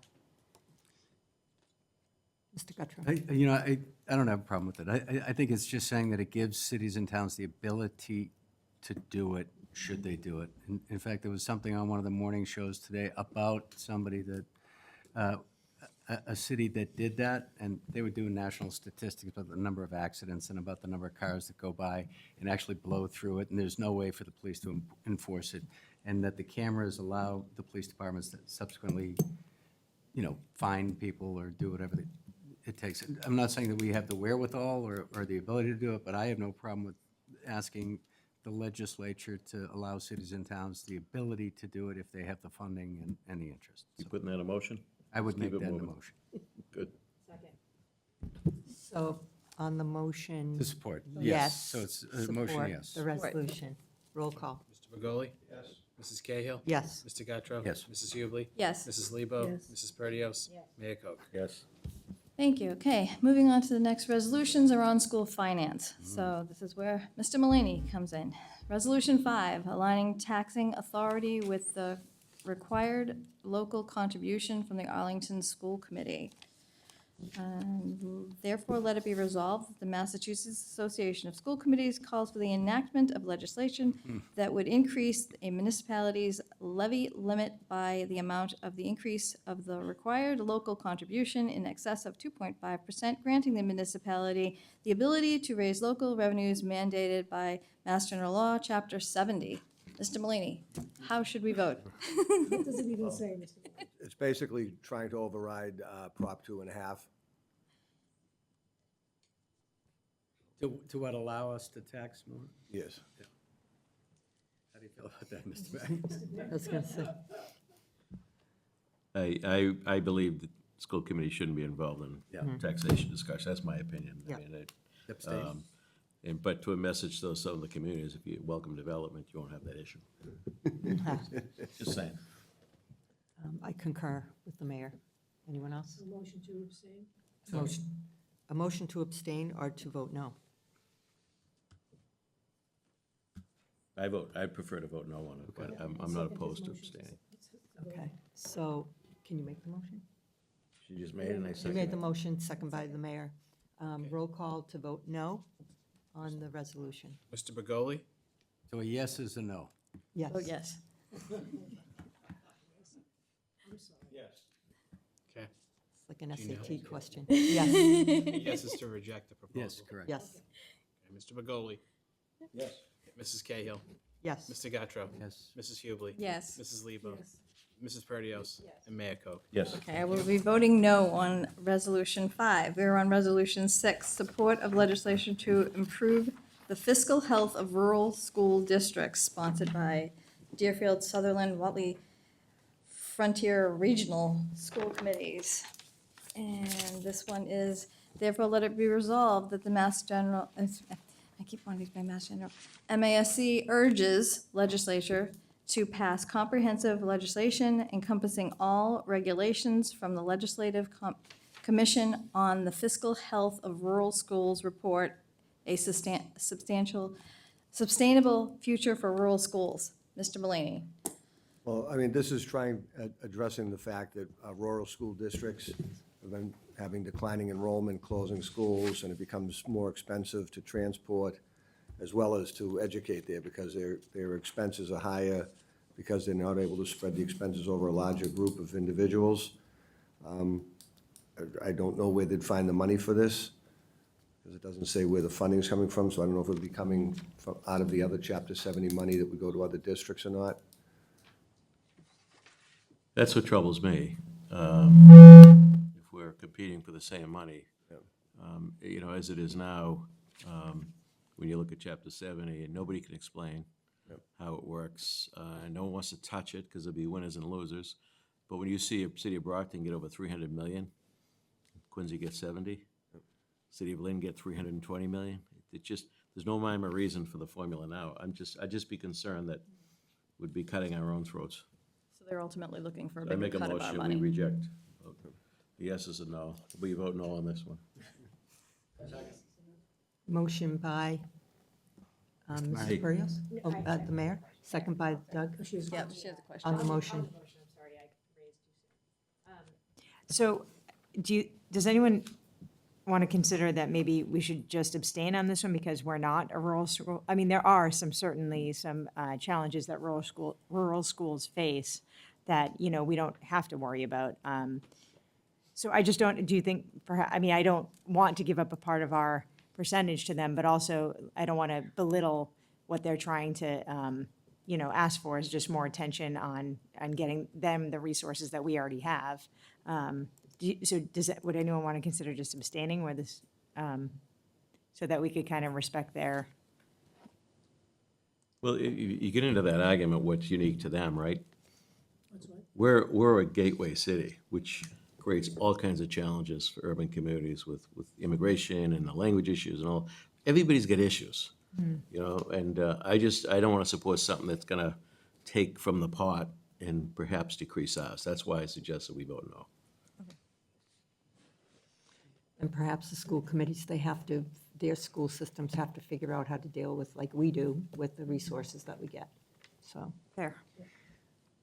yes, Which Mrs. Lebo. means they might have to get more money in their own taxes to take care of the stuff like we have to do. Exactly. Because especially with the Chapter 70 formula, whatever it is, works. So I would be happy to vote no for this if it's going to eat into the pie, Yeah. unless it said increase the pie somewhere. Okay, so roll call. We need a motion. Motion. Yes is no. We had to. We already did. We already did The that. mayor and Doug. Mrs. Perrios. Mr. Gattro. Yes. Mrs. Cahill? Yeah, a yes is no. Yes. Mr. Gattro? Yes. Mrs. Hubley? Yes. Mrs. Lebo? Yes. Mrs. Perdios? Yes. And Mayor Koch. Yes. Okay, so we'll be voting no on Resolution 6, and we are on Resolution 7, which is fully adjusting Chapter 70 aid for inflation. Let it be resolved that the Mass Association of School Committee calls for the Massachusetts Legislature to advance legislation mandating inflation index, quote, catch-ups to Chapter 70 foundation aid that fully accounts for realized inflation that has occurred since the passage of the Student Opportunity Act. Mr. Mullaney. What happened was they have a cap on the inflation adjustments. A lot of districts, if they had this in, would have received more funds.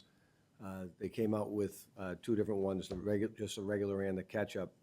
Quincy was one of the unique situations where we wouldn't receive any additional funding. We got the bare minimum, $30 per student.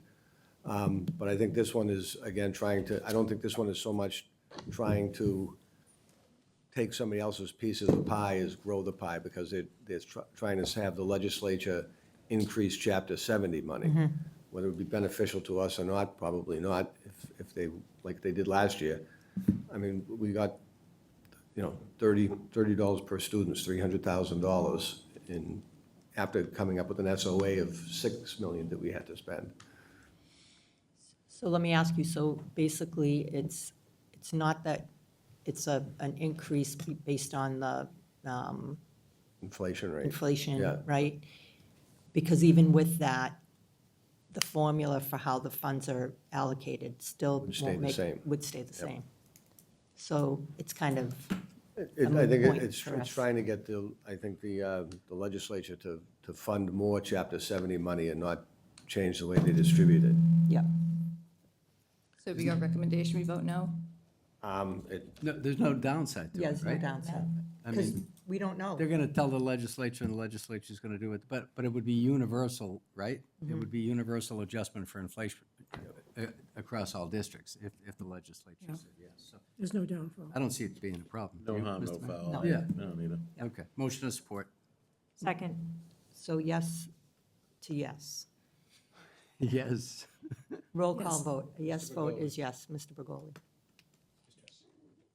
Mrs. Cahill? Yes. Mr. Guttrow? Yes. Mrs. Hubley? Yes. Mrs. Lebo? Yes. Mrs. Perdios? Yes. Mayor Coe? No, just kidding. Okay, Resolution 8, funding for non-regional school districts with high transportation costs by the Plymouth School Committee. Therefore, let it be resolved that the state recognizes the financial challenges faced by many non-regional school districts due to their high transportation costs and longer routes. The state acknowledges that non-regional school districts should have access to financial support similarly to regional districts when costs are extraordinary. A special fund shall be established to provide financial assistance to non-regional school districts with higher transportation costs. This fund shall be known as Extraordinary Routes Relief Fund. Again, this is one that it seems as though they're asking for more money and not coming from a separate pot. When I first read it, I was afraid because they have language in here about the circuit breaker. But that, they're not going after circuit breaker funds. They're just trying to set up a fund for this. They do have, the state reimburses regional school districts for transportations, but not local LEAs. So like they don't reimburse Quincy for transporting its students in district. They only do that for regional school districts. So I don't see this coming from any of the funding that's available now and trying to set up new funding, but again. The question, Mrs. Lebo? could we use it for our special education transportation issues? No, it's only going to be for rural districts. No, it isn't. It's going to be for anybody. I mean, Plymouth, It's non-regional, but it's for rural transportation. you don't think Boston will jump on this? I don't think so, no. Do you know what their transportation This is costs are? ridiculous. Yep. So, can I ask a question? Mr. Guttrow? Didn't we start tonight with Mr. Mullaney telling us that we got a reduction in transportation funding? Well, they were supposed to go up to 75%. Yeah. In the circuit breaker, but is the one line in the circuit breaker, 75% subject to appropriation. Yeah. So if they don't appropriate it from here, I don't know where they're going to. I mean, it'd be nice if they helped out with the transportation. I'm very sympathetic to this, but I'd like to make a motion that we get more money first. So I don't know if I just don't see rural in here at all, Jim. I said regional, I'm sorry, I didn't mean rural. yeah. It's for So regional. non-regional, Is and what? also non-regional. They're talking about non-regional, so people like Plymouth and Boston are going to get huge relief because of their costs. Well, Plymouth because of the Depends, because I distance. think they're gonna be doing it on the number of students transported, because if you have a low number with a high cost, it might help. It's, But we they're don't talking even, about but we putting in don't the- even know what it is, right? What the Oh. process is gonna be. It's a fund that they're gonna put in place that anyone can use. Because I they've would got to think. establish a threshold first, which Yeah, they they- haven't mentioned. So there's no formula on how it would work. Right, so there's no. So we should there's no- abstain, probably. I think we should say yes, because then if there's money there, and if we need it, we don't know what the process is gonna be, right? They might come up I with. think it's very and- similar to the other one, where they're asking for a new pool of money. And that the new pool of money's not coming from, we don't know where this new pool of money's coming from. No. Is that correct? So. But I mean, how do you define non-regional school district? We're not, Well, we're we're not. district schools. Yeah, we're not The only regional. thing we're in a semi-region with the Norfolk Aggie, because we have a payment to them, but we're a standalone district, like most districts are. Right. So that's a non-regional. Yeah, a lot of the vocational schools are regional, Doug, Yep. like Minuteman Yeah. and So South it Shore. might impact us, is kind of what Ms. Cahill's saying. If they end up putting it together, first of all, they have to get the funds. Yep. So we're voting for this, it doesn't mean it's gonna happen, it's gonna depend upon The legislature the setting up a fund for legislature it. saying, okay, here's some money for And this, funding for it. this fund. And then whatever their process is, and who's gonna meet the criteria and all that.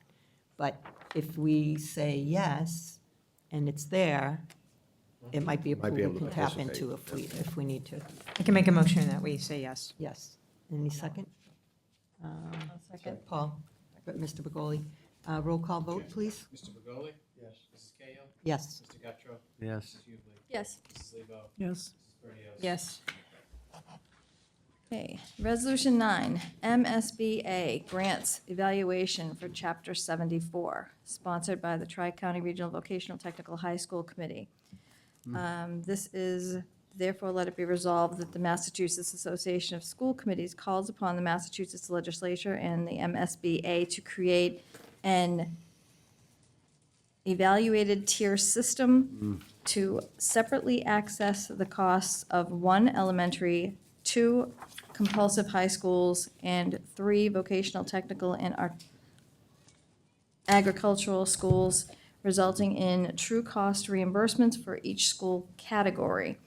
It did come up in the meeting that I was at. They were asking about why they didn't have middle school on here, and I guess that comes under a They're different. elementary. Yeah, that comes under a different, so they didn't add that in, but that was why it was not in there if anybody had that question. I think they're looking, the vocational schools are looking for higher reimbursement. If you remember when we did Quincy High, they did not give, there was some for the equipment that goes in, but the per square footage, they don't add anything for a shop higher than it would a classroom. And I think that's the problem that they ran into with, I forget which district in the northern part of the state. It was an extraordinary amount of money, and they still turned, they won it, but they didn't want to go forward with the building of the school. Yeah, So, it was a regional school, and they all had to vote on it. Mrs. Lebo. My only concern with this, and I did bring it up at the meeting that we had, but I did not ask for an amendment, I'm embarrassed to say. I would like to ask for an amendment now that it also include comprehensive high schools that have Chapter 74 programs, just to your point, Jim. Right. So, I mean, if the regional schools are gonna get more money to put in an automotive program, if we are gonna, and not that we're in the planning another building, but if a comprehensive school is gonna put in there's a lot of comprehensive schools with technical programs in them. Yep. And I think that they should be included in it, that's all. We can still ask for an amendment. I can still do that. So can I ask one question? And Superintendent, maybe you understand this too, is they're asking for the MSBA to look at how they're financing new buildings, like new vocational buildings, and the eligibility for different pieces of the puzzle. And what we learn is that, there's certain things within a new building structure that don't meet criteria when they're getting funding from the MSBA. So is this asking that the MSBA looks at building these new vocational schools and having the MSBA add some of the vocational components be eligible for I reimbursement? think so, and then I just don't know, I mean, does it affect, I mean, because this is one, instead of asking the legislature or somebody doing it, it's asking the MSBA to change their way of doing it. They've been very good to Quincy. I don't know if this would be something we would want to ask what the MSBA's That is a good point. On record as saying, poking the MSBA. Yeah, but I don't think it, I mean, for me, I think what it is they don't have to do it. It's we're asking them to say, look, this is a need in the community, right? In the state, this is what, there's people looking for this. They can just look at it and say, yes, it's something that we will, fund or not, right? It's not, this isn't a mandate.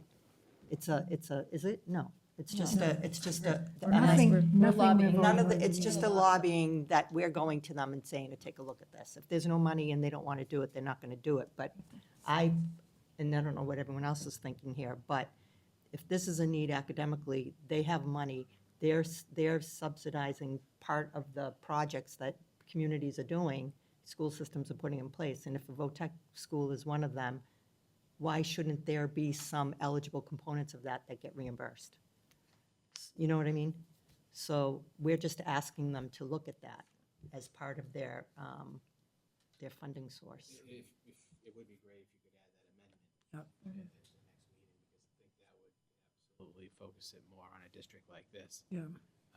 If there's gonna be a benefit, we'd have a greater likelihood of getting that benefit Right. with that amendment that For Mrs. Lee- projects that are already in place. No, Comprehensive high for comprehensive schools that have vocational Right, technical programs. Right, yeah, and that should be, because if we're going to expand part of our, program, and it should be something.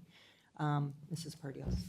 I agree with you, Mrs. Cahill, but I'm wondering if something that we talked about a previous resolution about, are we going to be shooting ourselves in the foot on this? So would that make it so that more projects would be coming before the MSBA for funding, where now maybe it wouldn't behoove the district to ask MSBA for money, because if a lot of their building space is going to be going for a Chapter 74 program, maybe they would think it's not worth, they wouldn't get approved or something, where now maybe they would get approved. And maybe if we had a project out there, and I know how difficult it was for the Squantum School to kind of get MSBA funding. So I'm just wondering if, are we going to be shooting ourselves in the foot having more projects in there? So while I agree with you that we should be supporting Chapter 74 programs in our schools, is that going to be Well, something I we mean, wanna- I guess it could affect, was it Winthrop?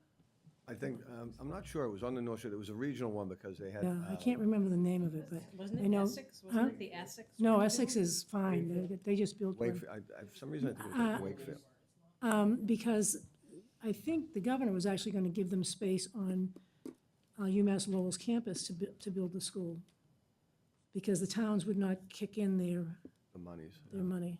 So I don't know that it's going to increase projects, because projects are coming all the time anyway. And there's a bizarre, but we're very good at getting through the process. Some schools aren't. I mean, if you consider us to Boston, God forbid, they've had hardly any school building compared to what we've had for our size. And it's just that we're good at it.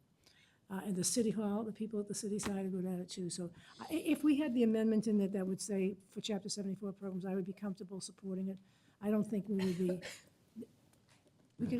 and I think we've already asked in a previous year that they increase MSBA funding. So, With the amendment, I think it would be, it's fine, and it's just a suggestion. I don't think the MSBA will look negatively upon us by having a positive. And they're not attending the meeting anyway. so No, they makes wouldn't sense. really. We could abstain if there's any concern, we could just abstain on it too. I was just gonna say, I make a motion that we vote yes if they accept the amendment, and if not, we vote Abstain? abstain. Does that make sense? You second that? Second that. Okay. Motion by Mr. Guttrow, If they second accept by the amendment. Mrs. Hubley. So do you need in writing what the amendment is, or you? I can get it from Mrs. Okay, Lieber. very good. Yeah. Sure, I can just make it up. We'll just need a So- 4. You're just adding a 4. To make sure The vote is to superintendent's good vote with it. yes for the resolution with the amendment. If the amendment is accepted, if not, we will abstain. Correct. Okay. Basically, it's including comprehensive high schools language in there. Right. Essentially, that's it. Okay. Roll call. Mr. Begoli? Yes. Mrs. Cahill? Yes. Mr. Gautreau? Yes. Mrs. Hubley? Yes. Mrs. Lebo? Yes. Mrs. Perdios? Yes. Thank you. Okay, and actually, there was a 10. I don't know if you saw the 10. I forgot, there was 10. Expansion of capacity in Chapter 74 vocational technical programs. That was the one that I was thinking was combined with this one, but it's not separate. But therefore, let it be resolved that the Massachusetts Association of School Committees calls upon the governor and the legislator to support the expansion of the capacity at current Chapter 74 schools to work with districts that lack access to vocational technical schools to create programs. I think this is similar to the other two that you voted yes on, because it's not looking at current funding. It's looking for them to fund an expansion of the Chapter 74 programs, and we would benefit from that with, especially when we're trying to get more programs into North Quincy High School, for example, so. Oh, yeah. I think it's similar to the other two when you're saying, okay, if you're looking for new money, no, and it's available, it'd be a good thing. So you think that one would benefit us? It's kind of the same. Motion to support Motion to. resolution number 10. Yep, second by Can I? Mrs. Purdy. Yeah, you can, she Mrs. can Perdios second it. and So I have a question. discussion. So it says, therefore, be it further resolved to support the expansion of the capacity at the current Chapter 74 schools and to work with districts that lack access to vocational technical schools to create programs. Is that, Yeah, so we would be an expansion, Yeah. and someone else would be a new okay, So, opportunity. all right, so Mr. Guttrow, I'll give you an example. Hull does not belong to the South Shore Regional Vocational School District. They have no access to vocational schools unless we let them come to us or somebody else lets them come to us who has room. okay, And so that's what they're talking about, giving those communities more access. got it. Okay, very good, thank you. So roll call on the motion, yes to accept the resolution. Mr. Begoli? Yes. Mrs. Cahill? Yes. Mr. Guttrow? Yes. Mrs. Hubley? Yes. Mrs. Lebo? Yes. Mrs. Perdios? Yes. Mayor Coe. So the last one on here to vote on is, I'm not going to read them all, but there's expiring resolutions. After so long with the resolutions sitting on the table that they've been working on, they have to get re-voted on. But these are all resolutions that have already been voted on, and they're actually working on them right now, but they haven't currently been able to make progress on them yet. So they're asking for us to vote yes to let them continue the work they're working on, and they are listed on the bottom of page 29. So they're Motion asking to for us support. Second, motion to support Mrs. Perdios, second by Mr. Bergoli. Yes vote to keep the resolutions current. Mr. Begoli? Yes. Mrs. Cahill? Yes. Mr. Guttrow? Mrs. Hubley? Yes. Mrs. Lebo? Yes. Mrs. Perdios? Yes. And Mayor Coe. Thank you very much. Thank you, Mr. Mullaney. Thank you. We done? Oh, we're done. What about the other ones? Oh, gosh. Okay. Next on the agenda, we have policy on the artificial intelligence. I'm going to refer that to the policy subcommittee. Previously, we talked about AI and how it's used, basically, but there's been some incidences in other districts where students are being penalized for using AI. And I'd like for us, and it's probably a task for you, to kind of take a look and, see how we can, deem how students can use it, what makes sense, how they need to cite things, and things like that. So I'd like to put it in policy so that we can discuss it later. On that, Mrs. Hubley. yeah, it's already in teaching and learning under generative artificial intelligence referred by Mrs. Lebo. Would we have that meeting first so we could talk about it in teaching and learning before developing a policy? No. Or do you want to move it from there into policy I think we. or have a took- joint meeting? When we were doing our subcommittees, I think we took Mrs. Lebo's out because we addressed it with Mr. Marani. No, we Didn't didn't. we? No, it's. No, it's still in there. here. I know it's still in We there, but didn't I take thought it we out had to because do that. what we talked about is we're struggling between guidelines and policy. Yeah. And I think we decided that we're not quite ready for policy, but we have guidelines. I think it's changing so quickly. But we could certainly look at the guidelines again in teaching and learning and then get it. Just I'm add not- it all in the same, right? Yeah, I'm not sure we're ready to write a policy on it, No. but And- we and- should look at the guidelines and we should find ways to enforce the guidelines, whatever they are.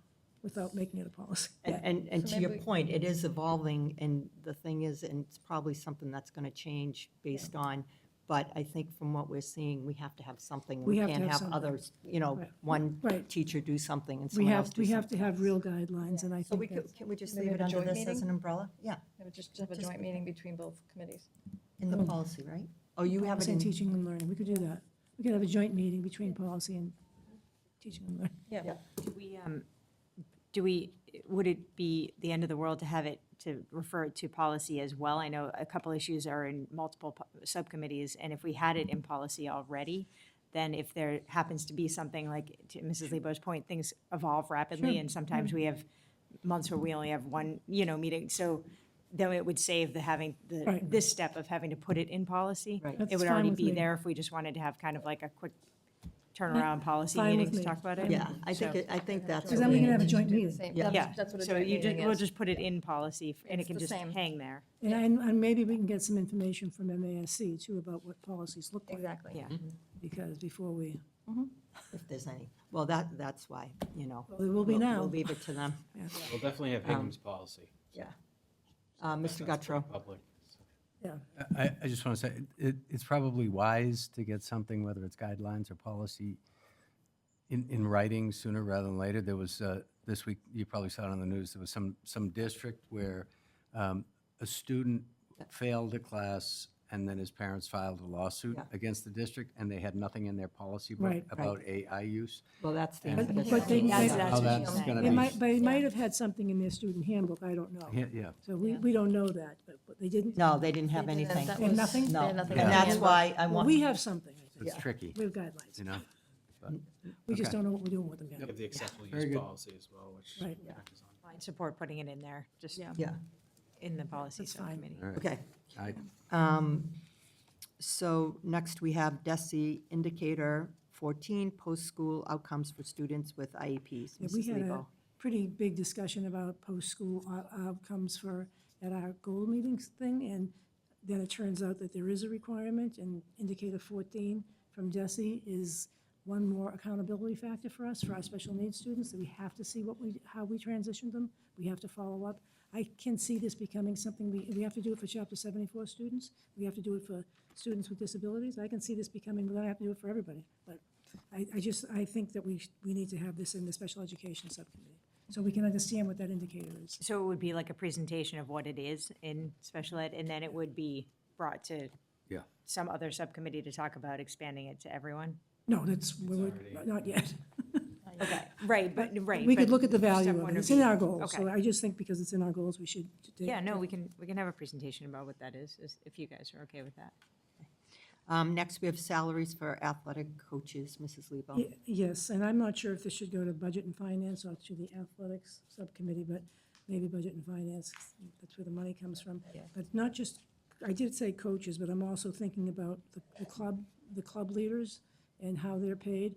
But I understand that there are some sports that have JV teams that don't have JV coaches, and parents are being asked to pay the salary of the JV coach. Boosters are being asked to do that. We, So- just one suggestion is, because a lot of the athletic coach stipends, whether there is a QEA person that gets the job or not, is in the QEA contract. So it would fall under negotiations. So it may be beneficial for us to have an executive session discussion Okay, about the implications on collective bargaining, which will be coming up probably in January. okay, That's probably where it would be addressed. okay, that's fine with me. Thank you. So we're going to move that to executive session? We can move it to collective bargaining, and then we can schedule collective bargaining in executive session. Okay. Thank you. All set? Okay. Now we're on the consent agenda. We need a roll call vote to approve the regular meeting, executive session meetings, and partnership donations to the QPS. Motion to approve. Motion to approve, Mrs. Hubley, second by Mr. Bergoli. Roll call vote, please. Mr. On the Bergoli? motion, on the motion? Yes. There's no tit for tat on any of this, right? This is just free money, that nobody's telling us we have to buy certain curriculum with any of it? Well, like I mentioned, the 15,000 from Stop and Shop of the 99,000, that's for food insecurity in the pantry. But otherwise, I don't, It's just for partnership funding. But that 15,000 is for food It's for food insecurity. security, that's fine, thank you. Mr. Begoli? Yes. Mrs. Cahill? Yes. Mr. Gattro? Yes. Mrs. Hubley? Yes. Mrs. Lebo? Yes. Mrs. Birdios? Yes. And Mayor Coe. Okay. Additional business, there's none.